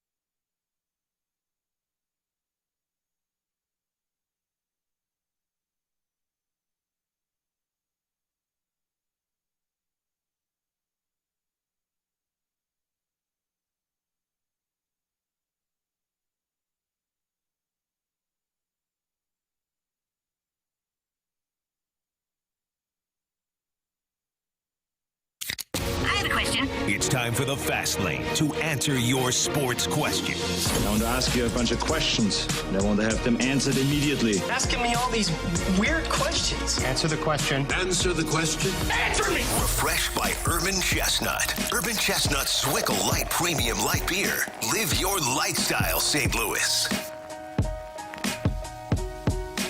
All right, time for part one of the Sports Six back here in the Fast Lane on 101 at ESPN. Carey Davis, Andrew Marsh, Anthony Stalter. If you got a question for us, send it into the Air Comfort Service text line at 314-399-9646. Marshy, go. Question number one. All right, from the 314, there are rumors of Jeremiah Love going third overall to the Cardinals. If you were him, would you want to be the highest pick, or would you prefer to go to a team better suited to help you with an actual quarterback and offensive line instead of a dysfunctional franchise? I always want to go to. I would want to go to the better team with the best coaching possible, and of course the better players around me. Yeah. I mean, there's a reason why Lamar Jackson, who's ultra talented, period, but he was better off going to the Ravens at pick 29 or whatever it was than maybe going a little higher. Mm-hmm. That doesn't mean that he couldn't have rescued a franchise, but would he have done it like he did with the Ravens, where he stepped in after Joe Flacco, after a certain amount of weeks, and helped the Ravens make the playoffs right away? I think his career, with his talent and that team, his career took off right away, as opposed to maybe a Joe Burrow who got injured year one and then started to play great in year two. And being the top pick, being a top 3 pick, going to the Jets, going to the Browns, going to one of these miserable franchises, we have seen it not work out many times over. Yeah, I agree. I would want to go to a team that was established and has an opportunity to win. I'm sure he was excited at one point when they had him falling, I put that in air quotes, to number 9 to Kansas City. But they signed Kenneth Walker in the offseason, so he's more than likely not going to make it past either Tennessee or the Giants at 4 and 5. And I think Tennessee is probably a good spot for him. But I think you're just happy to be drafted. Obviously, you want to win. You want to play for a good franchise, a good organization, and have opportunities to, play for championships. But if a team, desires to have you and pick you that high, you can't be frustrated or upset about where you're going. And I would assume you go in there with the mindset of, if this team hasn't had success, I'm going to be part of the thing that turns this organization in the right direction. So we're not picking in top 5 for the next 3 to 4 years. Question number 2. From the 636, why is Matt Swanson still on our roster? Because he's a veteran player, and the Cardinals probably don't want to bring up a young guy in the middle of April, when you know that a veteran guy will probably settle in at some point. That would be my best guess. The other thing is, too, and people aren't going to like this answer, but the other thing is that when it comes to evaluations, we as fans and media, we look at the final results, period, end of story. Teams are looking at how the bullpen sessions go, how the in-between sessions go, talking to the player constantly. They're looking at metrics and advanced stuff that we will not have, either be not privy to, or, we're not going to take the time to break down like they will. So I think there's a lot that goes into an evaluation like that, as opposed to just, dude sucks, he can't pitch, which is what a lot of fans and media feel. Yeah, I feel like they're trying to unlock something that they're hoping that he gets back to what he was last year, a guy who in 60 innings and 60 and a third innings had a 1.94 ERA, a below 1 whip. That he was nails last year. He was so good. And if you get that version of Matt Swanson, well, then your bullpen looks different. Yeah. Problem is, he's been the complete opposite of that so far in 2026. So I don't know if he needs to go down to find that. Right. Like, would you rather him find it here in the majors and risk that? Or would you rather send him down and maybe finds it down in Memphis? Right. I'd rather have him find it in Memphis and then come back up and pitch well, but there's no guarantees of that, of course. And again, I don't know what the Cardinals are seeing. I'm assuming that they feel like he could turn it around at some point sooner rather than later. If not, I think he would be down. He pitched pretty well last year. I'm looking at his numbers. He wasn't terrible. I'm looking at his numbers. He was where is it? What am I looking at? His ERA was 1.94. Mm-hmm. He pitched in 39 games. He allowed 33 hits, 13 earned runs. This year, he's pitched in 9 games. He's allowed 18 hits and 16 earned runs. So he's not been very good thus far this year. And sometimes, Anthony, you know this, sometimes if pitchers are getting hit like that, they might be tipping something. Yeah. They might be showing something that hitters have picked up on. And then it's on, it's your job as a staff and as a pitching group to kind of look at that and see, well, what is he tipping? What is he allowing other hitters to kind of figure out about him? I'm not ready to.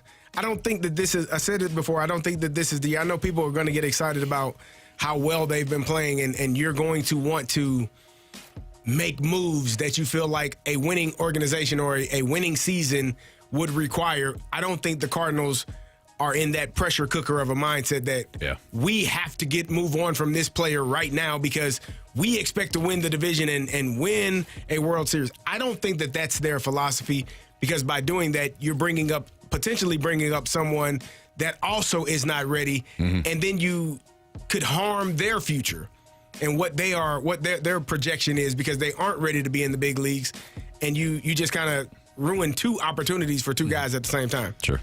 And you mentioned him being a veteran. Now, he is 27, which is old for this team, but this is only his second year, so you touched on the evaluation process. Right. He is also being evaluated, it's only his second Major League Baseball season. But, he's been in the system, and he's been around a while, which is why I said, veteran. It's not like he's a 23-year-old kid. You're like, hey, dude, we got to get you right.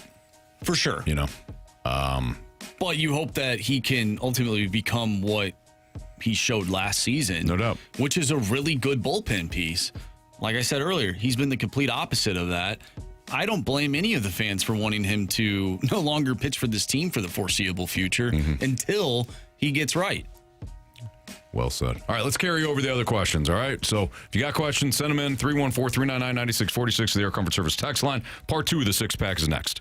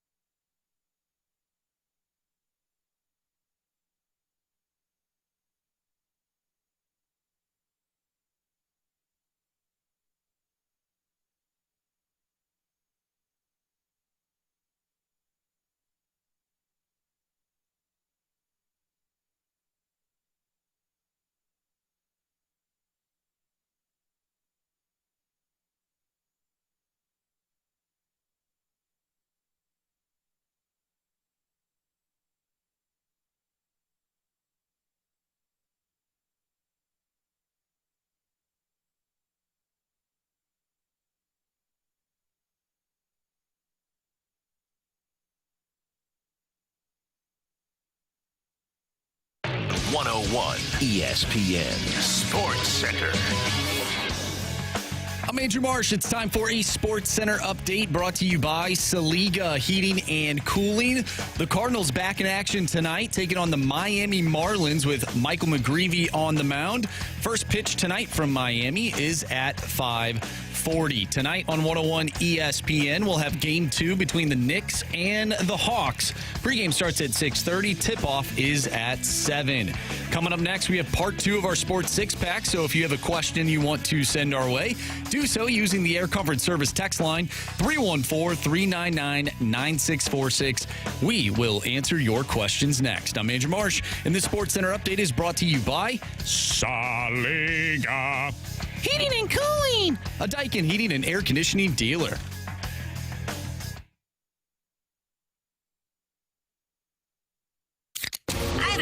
It's time for the Fast Lane to answer your sports questions. I want to ask you a bunch of questions, and I want to have them answered immediately. Asking me all these weird questions. Answer the question. Answer the question. Answer me! Refreshed by Urban Chestnut. Urban Chestnut Swickle Light Premium Light Beer. Live your lifestyle, St. Louis. Time for part 2 of the Sports Six-Pack here on the Fast Lane on 101 ESPN. Carey Davis, Andrew Marsh, Anthony Stalter. Speaking of Marshy, he's got question 3 for us. Question number 3. All right, from Blue 42, Set Pizza Hut. Do you think any team in the National League Central will end up running away with the division, or do you think everyone's going to be neck and neck all year? I think it's going to be one of the most competitive divisions in baseball. I don't see any team running away with it. I do see all 5 being relatively competitive, yet you're gonna have injuries at some point. The cream will rise to the top, whether that's the Cubs, the Brewers again. I don't know, but I do think it's going to be pretty competitive overall. I was looking at I think it's going to balance itself out. I was looking at the schedules for some of these teams.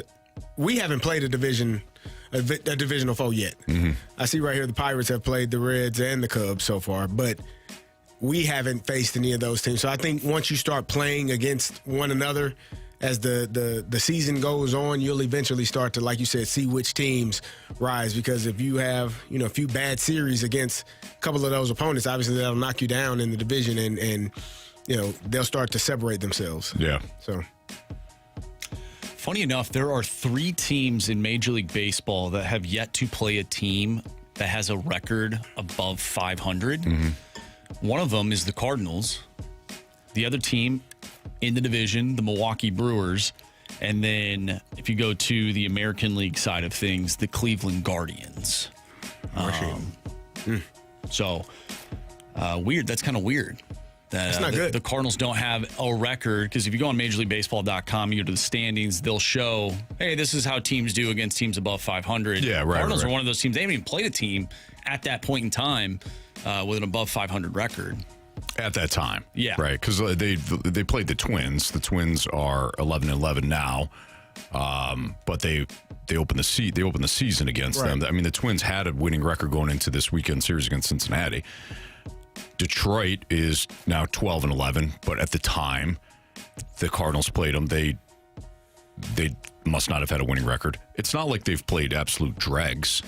Like Houston's off to a rough start, but it's not like Houston is Colorado. Oh no, they're in 2 different states. That is weird though, because you know what I mean. The Cardinals just played Cleveland. Mm-hmm. It's not like they were 500 the entire time. Cleveland? No, the Cardinals. Oh, yeah, I don't know. So that is a little weird. Why they don't have a record there. Yeah, I don't know. I don't know. I'm not the dude putting that together. I'm just reading it off. Maybe the dude putting it together. Maybe he's wrong, Anthony. Maybe he deserves, he needs an email sent to him. Maybe.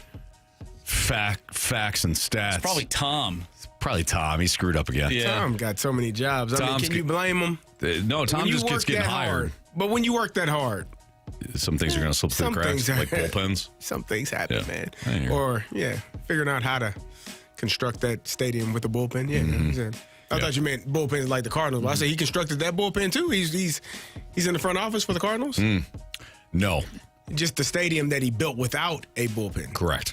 And he built this team without one, too. Oh, wow. What? We're talking about Tom. Was vicious. We're talking about Tom. Tom's working hard, man. After the Cards swept the Astros, hey, man. You went there? You mentioned the bullpen not being built. Dang. I meant an actual bullpen. Oh, I thought you meant in the stadium. I thought you said Tom was not the Cardinals bullpen, like bullpen of relievers. Oh, I was confused. You gotta be more. You gotta be clearer in these conversations, Anthony. Sorry. Okay, Marsh. Just question 4. Yeah, Tom screwed that up. Okay, there you go. What? That makes more sense that he screwed it up. Well, yeah, like the Cardinals, like when they played the Guardians, both teams at one point had a record above 500. Right. Well, Tom's drunk. Damn it, Tom. Question number 4. All right. Let's go to the 573. We've talked about the Giants. They traded Dexter Fowler, Dexter Lawrence to the Bengals from the 573. What positions should the New York Giants focus on drafting in the first round with the 5th and 10th overall picks? Well, there's really no bad way that they could go. What do they need most? I mean, everything. They need they need more help along the defensive line. They need more help along the offensive line. They could use certainly with. I mean, I wouldn't be drafting a wide receiver when you have Malik Neighbors, but Neighbors obviously is coming off a really serious injury, so maybe you do consider that. I saw that they were thinking about. Was it Carnell Tate that I saw mentioned for the Giants? You know, I like Carnell Tate. Yeah. I don't think it would be bad if they were to draft Jeremiah Love with one of those picks. If he's available.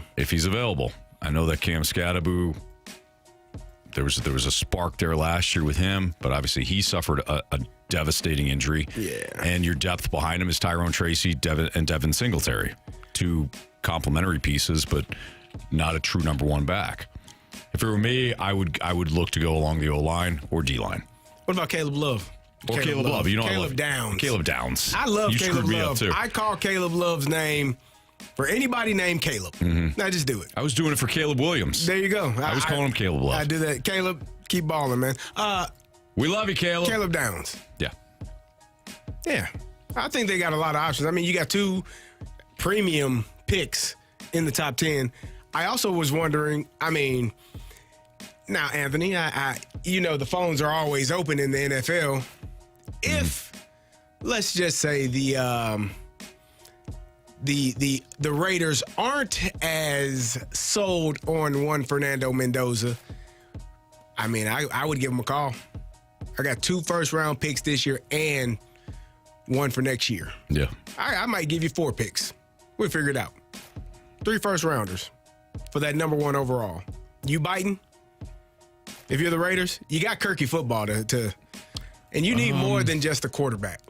2 this year, 5 and 10. 5 and 10. I'm the Giants. I'm calling you. You don't like Jackson Dart. You want to start over with Mendoza. I'm calling you. Yeah. I'll take the 3 first-round picks, and because you don't need them, throw me Jackson Dart, and yeah, we're good. You do that? Yeah. I wouldn't mind it. Because I mean, I think Mendoza's going to be good. I don't know if he's going to be some elite franchise changer. I think he's going to be fine. And I'm not. Well, you're the Raiders, so of course you feel that way. I feel the opposite. He's the game changer I need. There you go. Yeah. Yeah, the 3 first rounders. You flip me Dart because you don't need him. Jackson Dart scares me. I don't blame you. He worries me. Like, I love the way he plays, but I don't think he's going to be able to play for long. Yeah. That long. The way that he plays. So, we'll see. Marsh. Question number 5. Marsh either has a good one or he's struggling to choose the next one. No, I was diving more into this record above 500. Like my ADHD brain, it kicked in, and I have to find like what the actual number is because that doesn't make sense. Major League Baseball.com, MLB.com. Maybe they were under 500 when they played, both teams. Maybe. Well, no, because in game 2, the Cardinals were 9-8, and then they won the next 2 games. When they played the Tigers? No, the Guardians. Oh, the Guardians. Who had an above 500 record. The whole thing's messed up, Anthony. It's very messed up. Not this question, though, from the 314. When should we expect extensions for Weatherholt and Mason Wynn? Will it likely be after the CBA negotiations with the uncertainty of the 2027 season? Probably. I'm a little surprised that these teams have handed out these big contracts to these younger players with the CBA hanging over their heads. But if that player is willing to sign that deal and you feel as though he is a player that's worth a 10-year deal, then you'll roll the dice on it. But yeah, I think when it comes to the Cardinals, they'll probably wait until the labor situation is ironed out before they do anything. That's my guess. It's not like I have any inside information on that. I would agree. I don't think you and if you're a player, why would you want to sign a deal knowing that you're not even going to get paid next year? No. I'm asking. I mean, yeah. Now that contract is guaranteed, though. Even in a year where there is no ball being played? That I don't think so, but I would assume not. The rest of it. How are they going to pay you if there's no money coming in? Bring up great points, CD. Just asking. Yeah. All right. We're good on Beat the Streak, right, Marsh?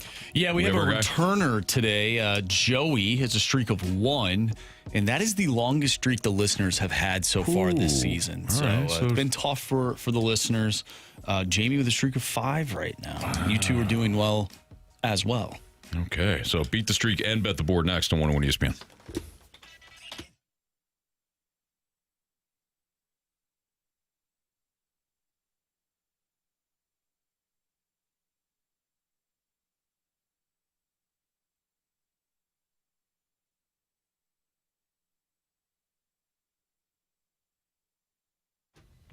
So I had Don's Garage Doors over to the house today. The technician, Jordan, was awesome.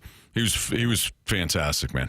He walked me through everything going on with my garage door from here. This is why certain things concern us, and he had all the tools and everything out to show me.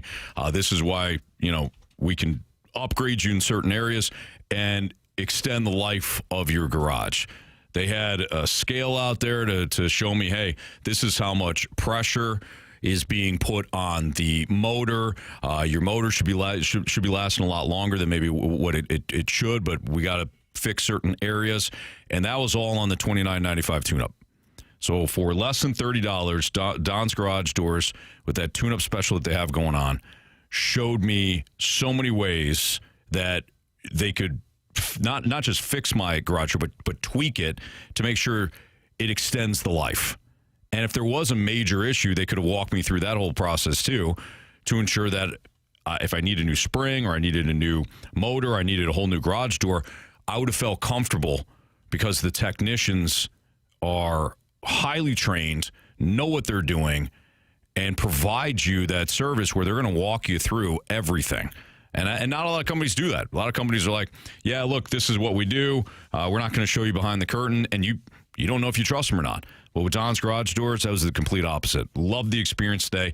And they're going to come out next week and provide the services that they went over today. DonsGarageDoors.com is where you can find them, or call 866-4-DONS-DOOR. You will not be disappointed whether you need a replacement, a fix. Don's Garage Doors are your guys. They're phenomenal.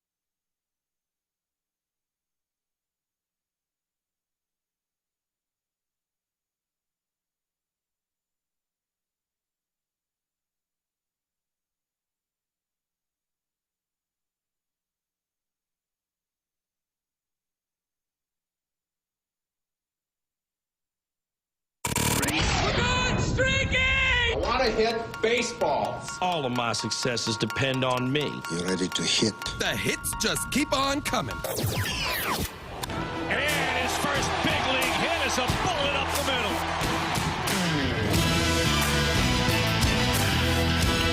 All right, time to play Beat the Streak here in the Fast Lane on 101 ESPN with Carey Davis and Andrew Marsh. I'm Anthony Stalter. And we welcome back Joey, who's got a streak of 1 for Beat the Streak. What's up, Joey? Hey, what's up, guys? How's everyone doing? We're doing great, man. Appreciate you coming back, and hopefully you get another hit tonight and you pick up for our listeners. The listeners need you, Joey. They need you big time. I'm trying. I'm trying. And Anthony, I do want to apologize for, I think it was last year, Miles Michaelis. I realize I don't need to be his defender anymore. Oh, were you defending him? On Twitter. That was me. Oh, Joey, I remember you. Yeah, absolutely. Loyal listener, Joey. Hey, you know what? He actually pitched okay yesterday. So I don't know if you they didn't let him get the win, though. You know, they took him out after 4. They did, yeah. They do that a lot over there, huh? They do. They must know something. Well, you know, they used an opener, too. So, anyways, who cares? He's a national. All right, Joey, you're going to hang on. Marsh, what are the latest streaks right now?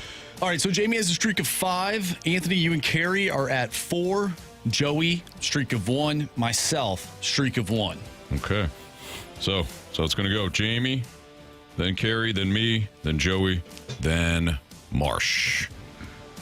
Jamie wanted Herrera for the home run derby. He also wanted Herrera for the beat the streak. He did. So now we can give him Herrera. There you go. Give me Jordan Walker. Double down. Okay. You like that current streak that he's on? Yeah. Okay. I'm going to go with J.J. Weatherholt. You did that begrudgingly. I saw it. No, I didn't. I really didn't. I thought the only thing I thought of was like just doubling down with Urias, but why? Nah. Just need to hit. Okay. All right, so Jamie with Herrera, Carey with Walker. I just took Weatherholt. Joey, who would you like? So since it's my dad's 60th birthday today, happy birthday, Dad! I gotta give him a shout out and go with his favorite player, Nolan Gorman. All right, Nolan Gorman it is for Joey. There you go, Marsh. I hate to be that guy. I'm going to go with a Marlin tonight. This guy is absolutely tearing the cover off the ball. Liam Hicks, he's got 19 ribbies. He's batting .328 right now with an OPS of .925. I think he gets a base hit tonight. Okay. There you go. Let's beat the streak. Joey, good luck to you. And again, hopefully we'll talk to you again tomorrow. Yep, thanks, guys. And wish your dad a happy birthday for us. Yep, he's right here. So, yeah, he says thank you. All right, there you go. Happy birthday, of course. All right, we'll see you guys. See you. Yep, thank you, guys. Thank you. All right, from Beat the Streak to Bet the Board.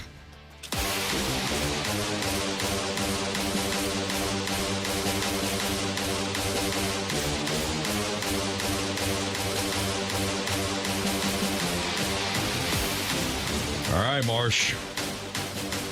Kind of rough weekend for the show, right? Yeah. Anthony, you're the only one that picked up points over the weekend, or a point, I should say. I was in last place, too, though, so. No, I'm in last place. Don't worry about it. I have 4 points. Anthony, you have 6. Jamie and Carey have 8. Jamie lost 2? Jamie also lost. He had the Seattle Mariners on the money line, and they lost 5-0 to the Texas Rangers. Oh, no. Too bad he didn't realize hockey was playing over the weekend, huh? I tried to go to the hockey pick. Sidney Crosby, 2+ points on Saturday. That was not the case as the Flyers took down the Penguins. Which, by the way, Penguins are wearing those yellow jerseys at home for the playoffs. Don't you hate on the Penguins in there? I don't know. I like their normal uniforms. And like the Dallas Stars are wearing their new version of like their 99 jerseys. I think that's what they're calling it. Yeah. Like, just wear the normal uniforms, man. I don't know. Not a big fan. I hear you. He's a jersey snob. He is. Yeah. No, he really I respect it, though. And like the Hurricanes, I don't like their team because their uniforms stink, too. Okay. They don't even match. Their home and road or the home uniforms and the road they don't even match. Oh, with the canes across the front you're talking about? That's not even their uniform anymore. Oh, really? So what do you mean they don't match? The white sweaters have the normal logo, but it's like all red. Like that's their normal road uniforms, and the pattern looks different than the home uniforms, which are those black uniforms with the gray top, which is terrible looking. Right. And they continue to lose in the playoffs wearing those. So I don't know why they continue to wear them. Did you see the Spurs with the colorful? You didn't like those either? That's different. Oh, they used to in the 90s. In the 90s they used to have like the teal on the front or on the court. Remember? Yeah. Yep. Both sides underneath the basket. No, I like that look. I was complaining about the Timberwolves uniforms, not the Kevin Garnett the green ones that they wore the other day. No, were they green? They had like gray and lime green. Yeah. Those look awful. Their whole uniform set outside of the Kevin Garnett jerseys, which I believe they're going to wear for their home games, those black ones that say T-Wolves, those are sweet. The other ones, terrible. They need to rebrand. I think it matters. Oh, it matters. All right. Yeah. Sorry, I just went full Jackson Burkett right there. No, you're with good. The uniform thing. You're good. We appreciate your observations, Marsh. We certainly do. All right. So Jamie sent his pick in. He's going with the Dallas Stars tonight on the money line, and they were like minus 130 when I checked in the break. So you're good there for Jamie. Carey, it's your turn now. Give me Shohei Ohtani, 2.5 hits, runs, and RBI. Carey, you getting a little nervous that your Dodgers are losers of 2 straight to those Colorado Rockies? Don't worry about that, man. Not a good look. It's cold out there. By the way, snowing. It's snowing one day. Found this to be weird. They have a 4-game series against the Rockies that went Friday, Saturday, Sunday, Monday. How often do you see that? We saw, what's Marsh? I also thought it was unique, but I wasn't even thinking about that game until I saw the Red Sox Tigers, who also had a Friday, Saturday, Sunday, and then played this morning. I thought for a second, I'm like, did they get rained out yesterday? So I'm like, no, I was thinking the same thing. And then I'm like, no, they didn't, because I remember Crochet got kind of ripped again. And then I'm thinking, is there a holiday today? Because sometimes they'll do that if there's a holiday on Monday. But no. They just getting these games in. Huh. I agree. It is weird. I'm going to go with the Phillies Cubs over 7.5 tonight at Wrigley Fields. Over 7.5. Oh, you're back to the over, are you? Mm-hmm. Yeah. Good for you. It's weird that those two teams just played each other. They did in Philly. Yeah. All right, Marsh. I'm going to go with a Connor McDavid power play point tonight against the Anaheim Ducks. Over 0.5. It's at minus 105. There you have it.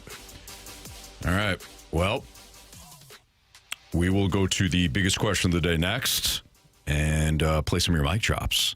Got Jeremy Rutherford coming up in 15 minutes as well. All right, little Cardinals mic drops next on 101 ESPN.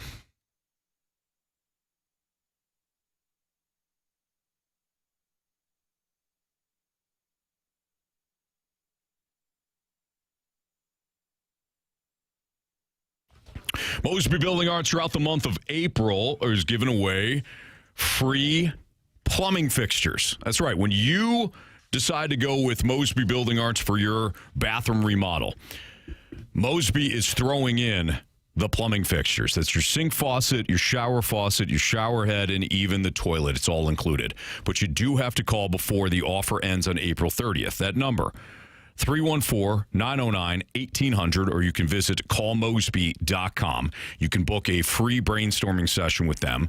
And as long as your bathroom remodel is on the books before April 30th, again, all the plumbing fixtures from Mosby on the house. Sink faucet, shower head, and even the toilet all included. All those small details which really make up the big difference in how your bathroom looks, feels, and functions every single day. So if you're somebody that is grown tired of the look that you've had in any of your bathrooms, and you say, you know what, we've wanted to do a remodel for a long time, go with the right remodeling company. That's Mosby Building Arts. Everybody's in-house. The plumbers are in-house. Carpenters are in-house.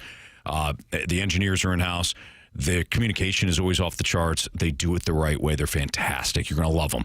Book that appointment before the offer ends April 30th. Get the free plumbing fixtures from Mosby Building Arts, the right remodeling company.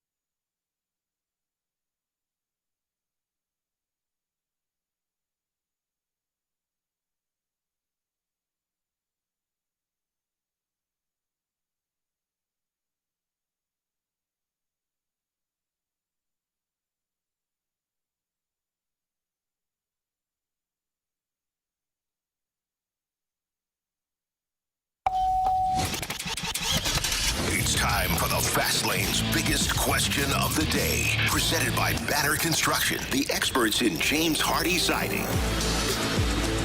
506, your time check is brought to you by Clarkson Jewelers, an officially licensed Rolex jeweler. We got a bunch of text messages into the Aircom Service text line reminding us that it's Patriots Day, and that's why the Red Sox played early.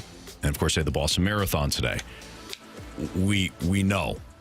I should have mentioned that when I brought up the Tigers and Red Sox, but because it's Patriots Day doesn't mean they couldn't have started a new series.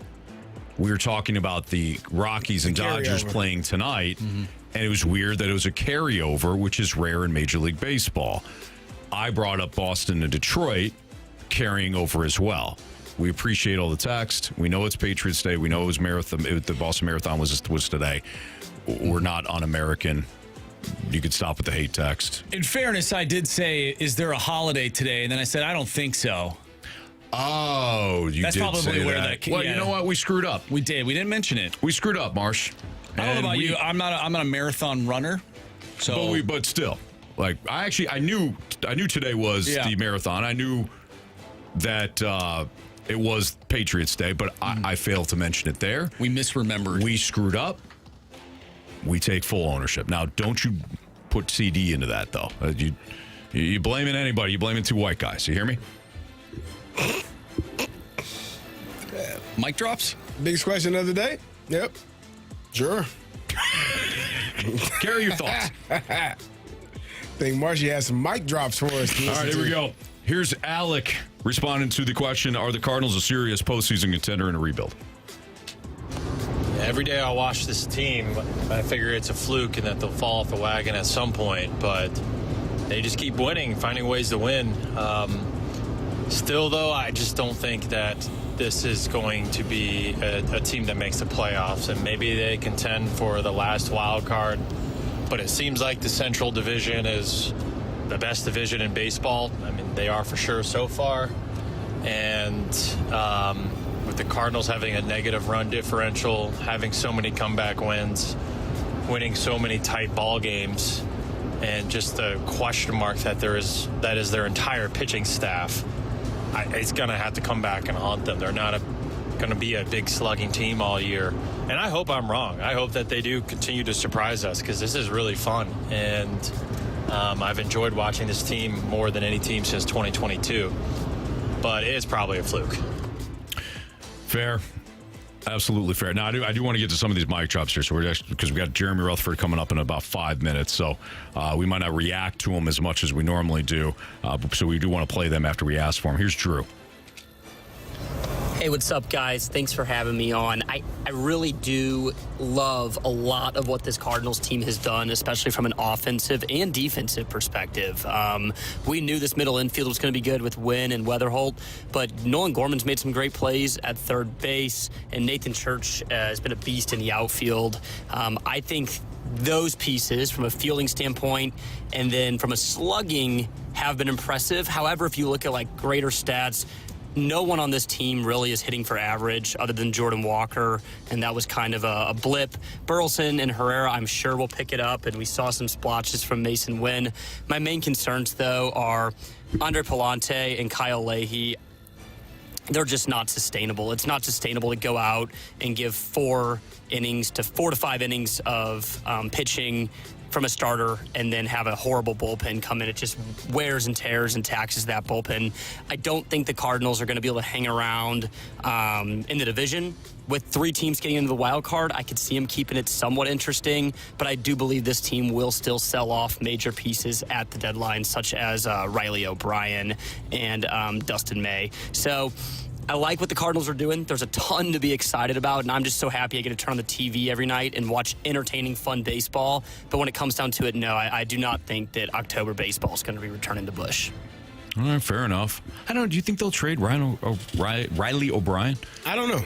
I mean, I don't know what's going to happen come trade deadline. I think, maybe if he's a key piece for the future, maybe not. Mm-hmm. But I did agree with the part talking about the starting pitching, specifically, not pitching enough innings and how taxing that is and can be on your bullpen, especially when you got a lot of guys that maybe you don't trust as much right now, that's me speaking. That's not them speaking. But Sure. I think the starters need to give you a little bit more. And if they can do that, then you can kind of find ways to win with working around some guys until they get some things cleared up. I agree. All right, here's Roe. Hey, what's up, fellas? Man, when I hear the Cardinals are legitimate contenders, I feel like it matches what I'm seeing with my eyes and you know what I've seen from the rest of the league. But it's hard for me to get like super excited about that because it seems like the Dodgers are just on another planet, man. And it don't seem like nobody's beating those dudes. I know anything can happen, especially in baseball or any sport. I know anything can happen, but for whatever reason, man, I just feel like the rest of the National League is playing for second place this year. Yeah, I mean, Roe's not wrong. That's the inevitable truth, anyways. Although that Dodgers team can't beat the Rockies, so who knows? Roe's right. But in the meantime, can the Cardinals at least challenge for a wild card spot? And again, in what should be a rebuilding year. All right, one more here. Let's get to our guy Swan. I don't know if they're wild card contenders. That pitching is just really. They give up a lot of runs. Even the ERA from starters and the bullpen says it. If the pitching was a little more shored up, I think you could say like they can be wild card contenders. I don't know how long this lasts. Like you look at the run differential, they're in the negative, but they're 13-8. They're winning, and all that matters is winning games, right? The run differential, point differential, none of that matters for now. But their expected win-loss, I think, is 10 and 11 right now. I think they're going to be way better than people thought, myself included. I thought this was going to be abysmal. And they might, if things keep trickling right, contend for a wild card. But instead of winning maybe 65, 67 games, they win like 78 games, 80 games. I think that's what the likelihood is. Fair.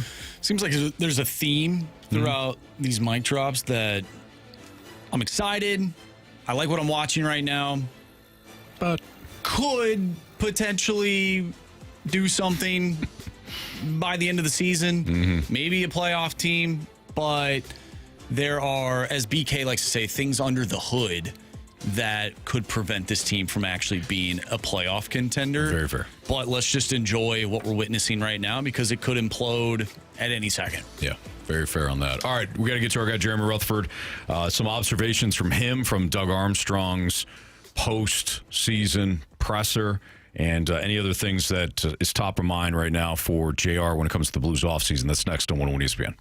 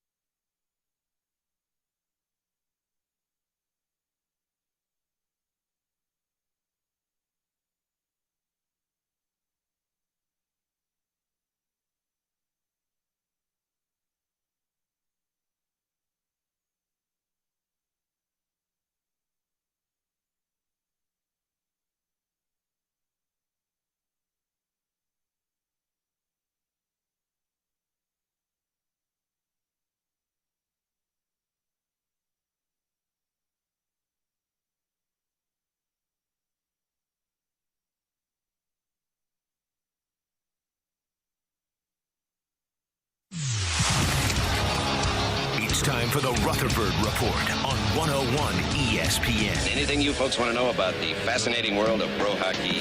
Here we go.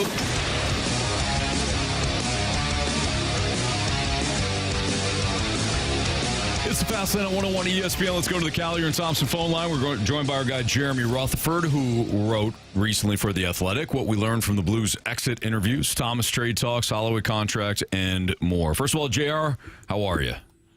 Good. How you guys doing? We're doing great. Great piece in The Athletic. So what was the most interesting aspect of Doug Armstrong and his postseason presser?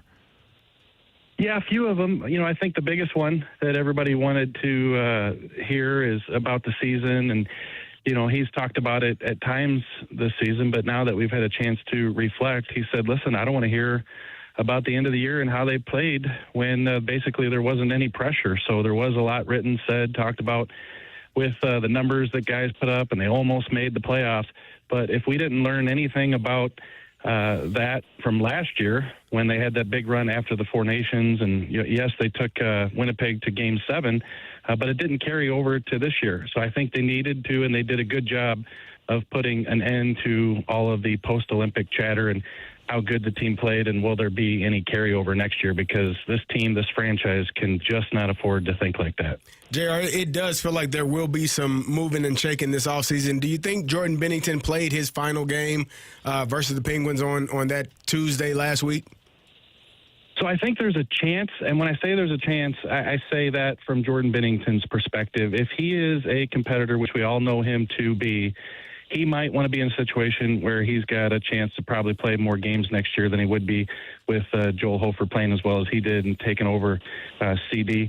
However, if you look at Jordan and you got one more year left on your deal, and you kind of want to show the league, show the Blues, show everybody that you still have another big, good contract in you.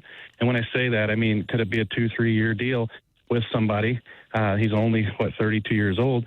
Then he wants to be comfortable, but yet also wants to get in there and get some games. So where's that going to be? Is that going to be St. Louis or somewhere else?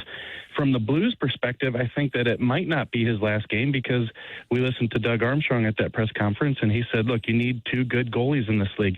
And the other thing I've learned from covering Doug Armstrong's teams over these years is he likes his own. He likes to know what he's got. He likes to have that familiarity, and you would have that with Jordan Binnington coming back, not just coming back, the guy, but also knowing how motivated he's going to be to play well next year. So, I could see it from both sides, but I think you got to look at it.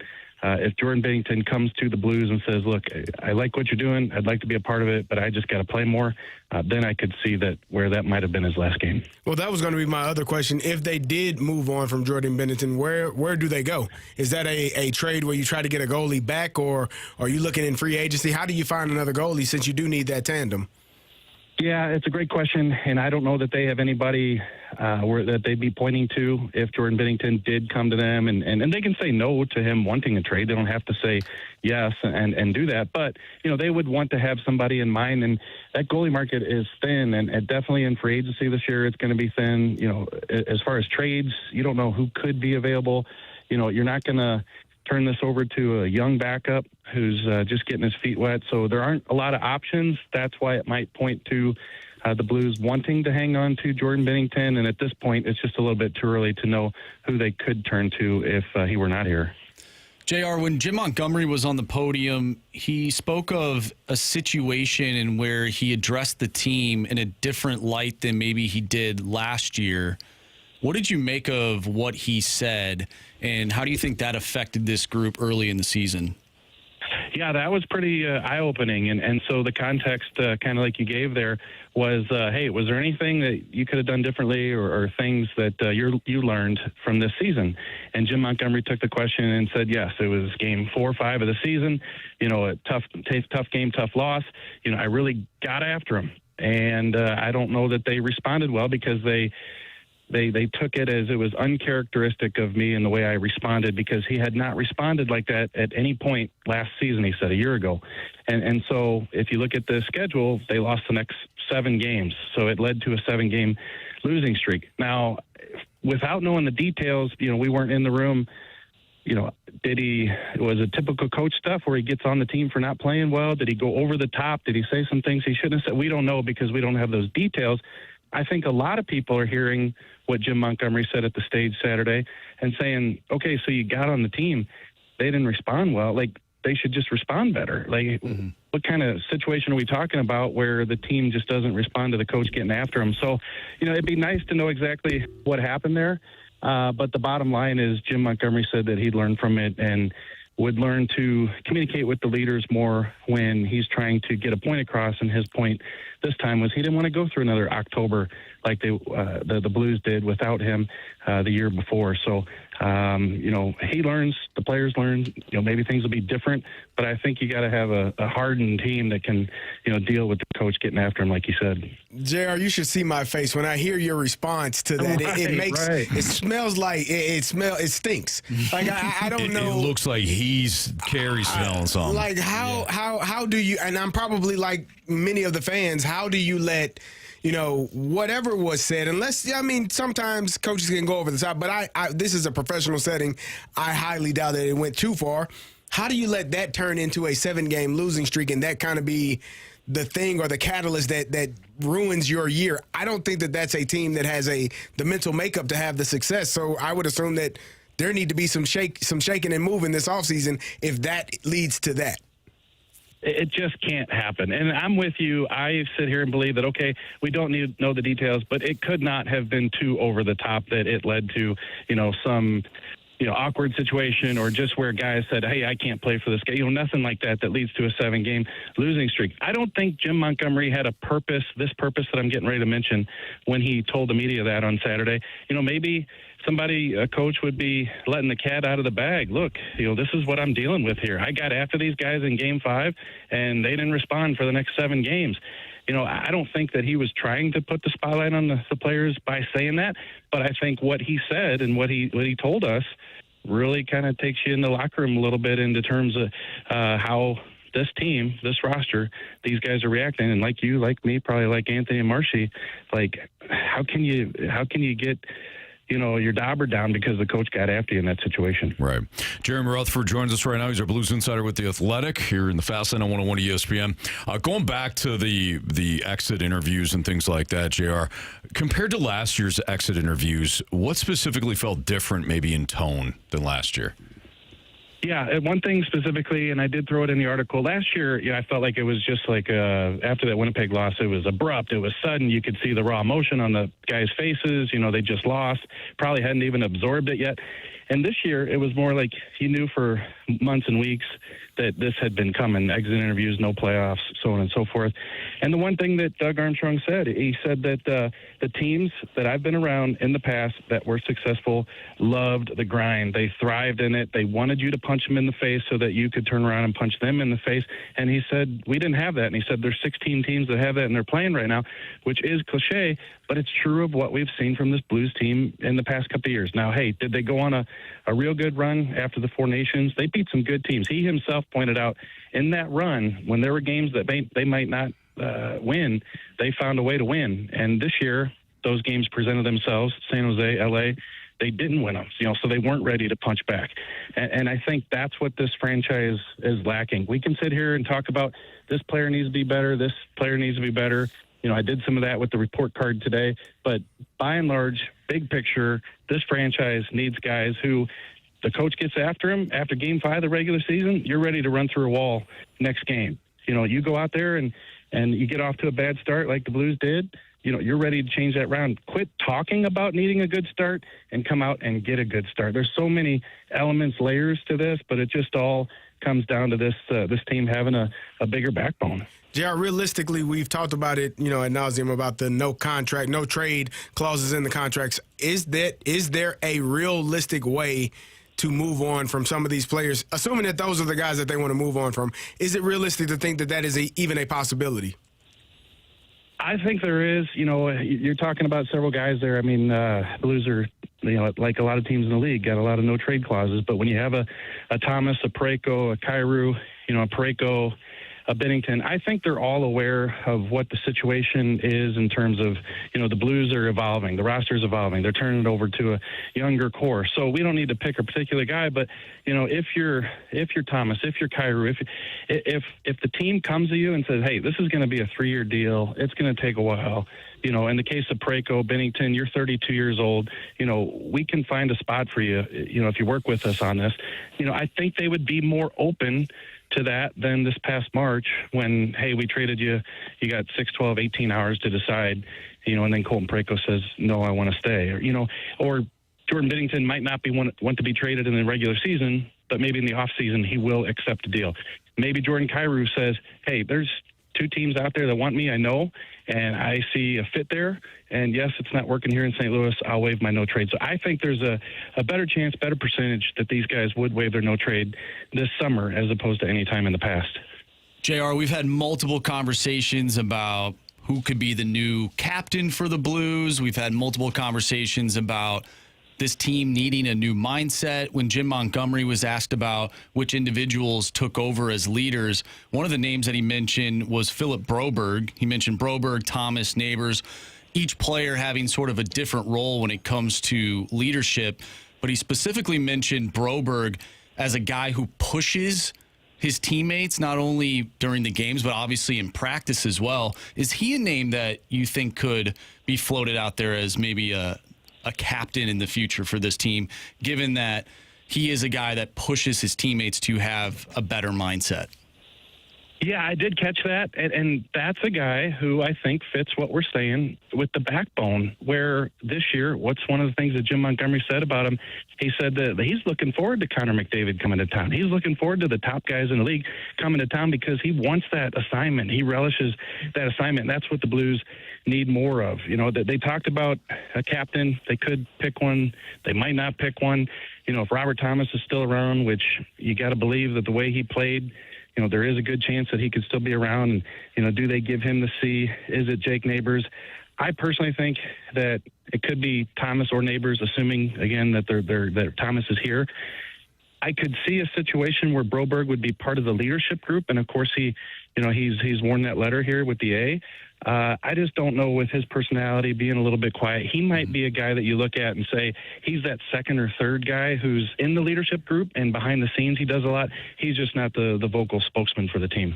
JR, great stuff as always. We appreciate you. Make sure you check out all of JR's great stuff at The Athletic. He's got a couple of different pieces up right now with about the Blues and their off season.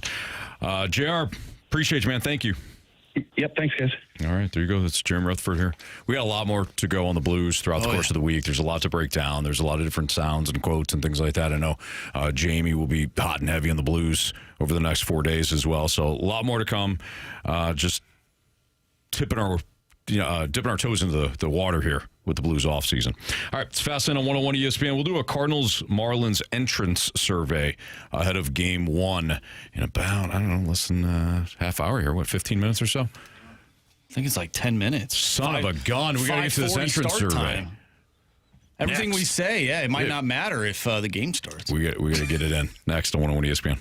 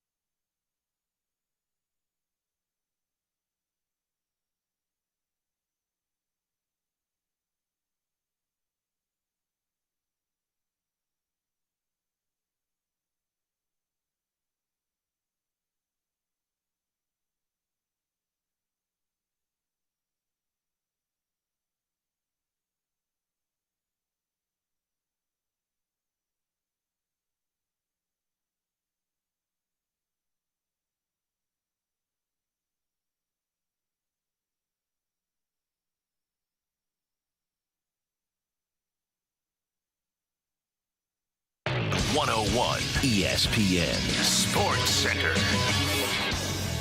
I'm Andrew Marsh. It's time for a Sports Center update brought to you by Universal Windows Direct. At 6:30, we will have pregame for the Knicks and Hawks. Game 2 of that series. Tip-off is at 7. In a few minutes, the Cardinals will start up against the Miami Marlins with Michael McGreevy on the mound. And we're going to do our Cardinals and Marlins entrance survey next. I'm Andrew Marsh, and the Sports Center update is brought to you by Universal Windows Direct. You'll be saying, I love my windows.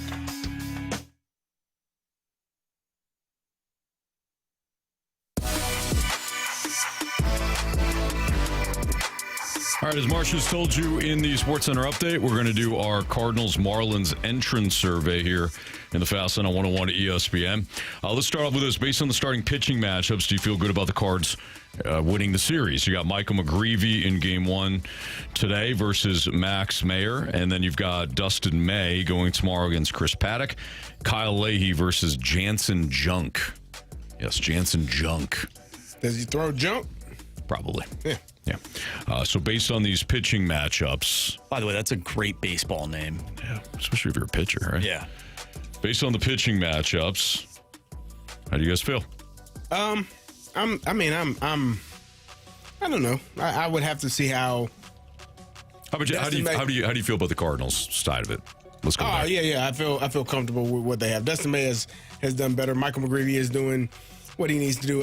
Again, what I will say and what I've said earlier is, if you can get longer outings from your starting pitching, I think that can be beneficial. Give your bullpen a rest. I think that right now, some of those guys need a reset.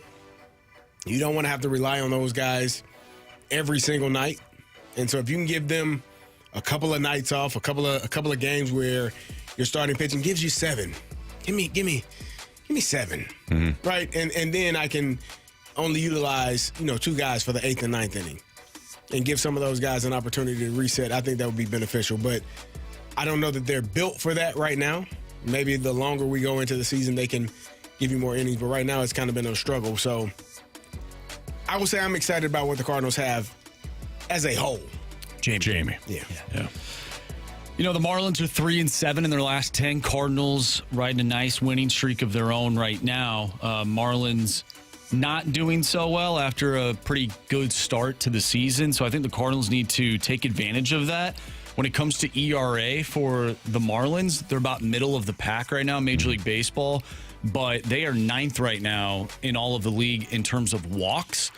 And we know that the Cardinals, when they're at their best offensively, is when they work counts, they take their walks, and they create havoc on the base paths. Mm-hmm. So I think if they can do that this series, again, I think it's a 2 out of 3 type series for the Cardinals. Outside of tonight's matchup between Michael McGreevy and Max Meyer, I think that the starting pitching for this series is a wash. I don't think there's a huge advantage. I agree with you, CD, that Dustin May, obviously, everybody's got eyes. Dustin May's been much better in his last 2 starts than he was in the first 2. Mm-hmm. Kyle Leahy was much better in his last start than he was in his previous 2. But if you're just looking at the overall numbers, I think that this series kind of, again, is a wash between the starting pitchers.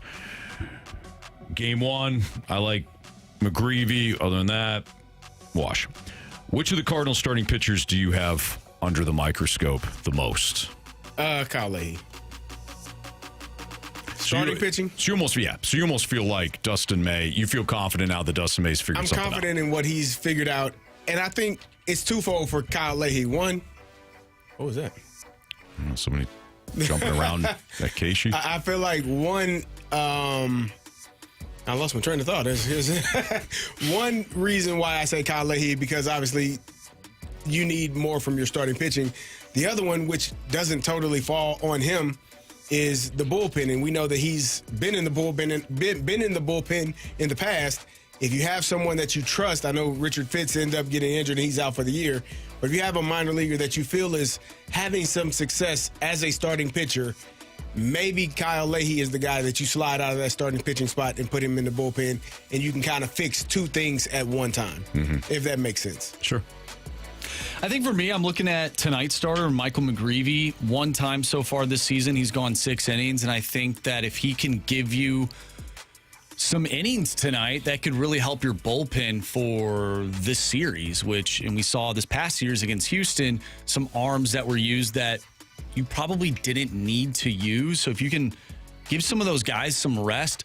Dustin May, the last 2 outings, he's gone 6 innings. He's given you more than the 5, which a lot of the other pitchers in the starting rotation are essentially giving you right now. So if you can at least get 2 back-to-back starts with 2 guys giving you 6 innings at bare minimum, I think that bodes well. But you need to start that tonight with Michael McGreevy. I'm with CD, Kyle Leahy. I'm looking at some of just his overall numbers right now and some of the StatCast numbers. I mean, strikeout percentage, not there. Walk percentage is about average.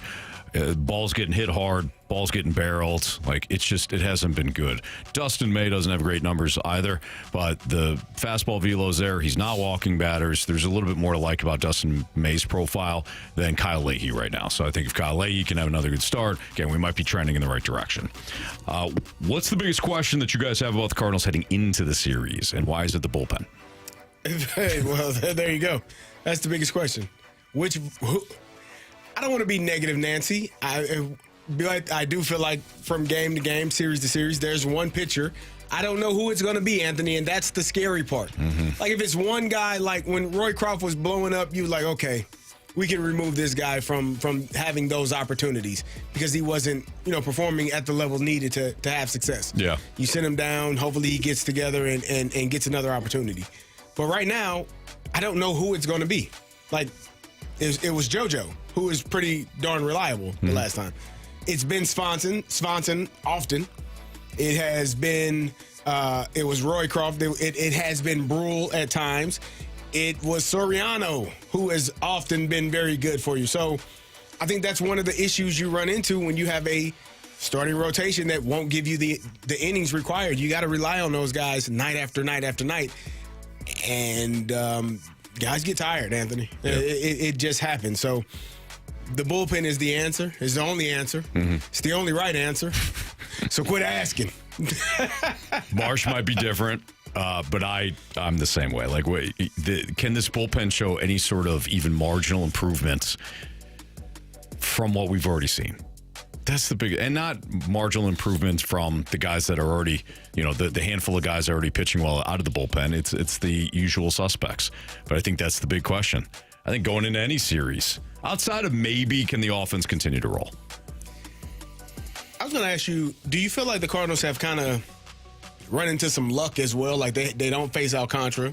Mm-hmm. They didn't face Crochet. They didn't face Tarek Skubal. Like they've kind of... Yeah, they've missed some of the heavy hitters. Some of the guys so far this season, which, I mean, you did have to face Framber Valdez, which, but you've missed a few of the guys throughout. You didn't face Sonny Gray, who, was here last year, and he's injured now, but you've kind of run into some luck earlier into the season where you haven't had. Now, Ranger Suarez was damn good, and Bello was really good as well. And Suarez was been awful. Struggling. Yeah, he was off for the first 2 games. Yeah. It's kind of been dusted. It's been like Dustin May. He was off for the first 2 games. He pitched well against the Cardinals, and he threw a gem over the weekends against the Tigers. Mm-hmm. So, Ranger Suarez looks like he's one of them, starting to turn going into it, you were like, "Oh, this is yeah." I highlighted how bad he had been because I thought that was an advantage. Yeah, absolutely. Okay. Yeah. I think for me, my biggest question. I thought he said for mean. No, he's not playing tonight. My biggest question. What he can do off the bench? Yeah. Is that true? Yeah, should have picked him for the home run. So my biggest question is Jordan Walker. Last 4 games, he's had 2 strikeouts. All 4 games. He's only, I think it's been 5 games since he's had multiple hits. I'm not saying that Jordan Walker is playing bad by any means, but I wonder if this is sort of that time frame where he's going through a quote-unquote slump compared to what we've seen at the beginning of the season, how he responds to that in this upcoming series, limits the strikeouts, gets a couple more base hits. Again, he's playing fine. Like, he's getting on base. I'm not worried about that, but it just looks a little different. I wonder what his mindset, his approach looks like in this upcoming series. I'll be curious to see how he goes about that. Sure. Prediction for the series, CD? I predict the Cardinals will win the series. Okay. 2-1. Okay. I'm with Carey. I think 2 out of 3 Cardinals win another series. Yeah, that's that. I believe in this team right now. I think they're playing that good. And the Marlins, although in second place, I think they're a team that's definitely beatable at least 2 out of 3 times. Yeah, they do. I'm a little concerned. The Marlins do have some speed.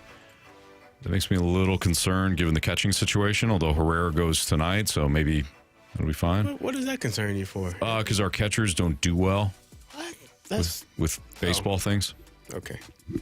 By the way, struggle with speed. You say so. Cardinals were threatening in the top of the first. We know that they're pretty damn good. And they did not come away with any runs.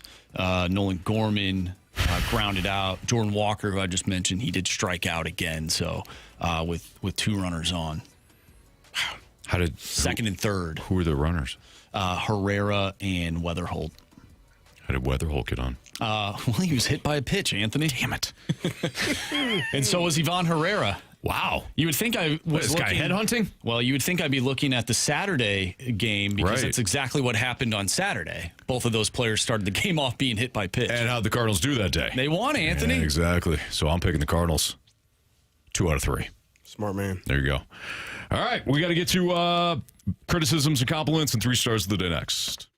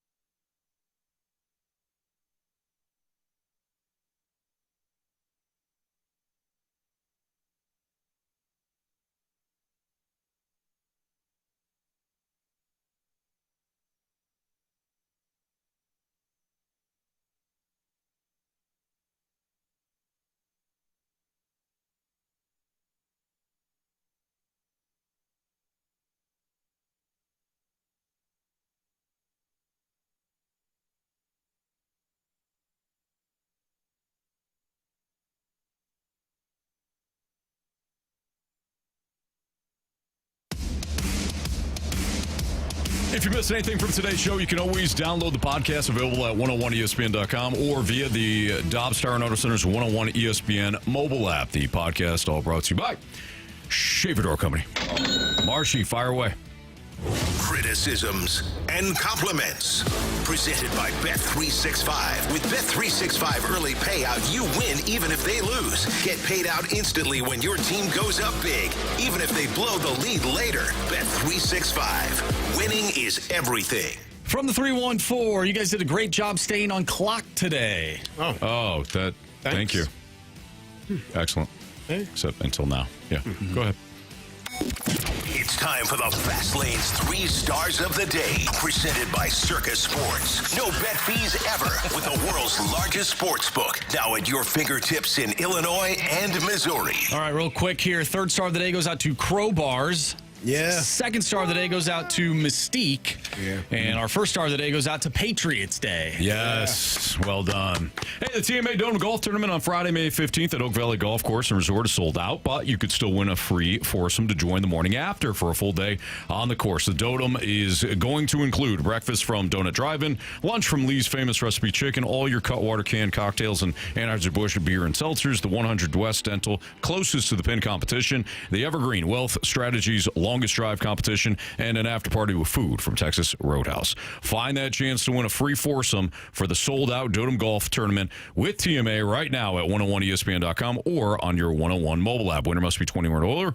The giveaway is brought to you by Cutwater Canned Cocktails. For Andrew Marsh, Jamie Rivers, and Carey Davis, I'm Anthony Stalter. See you.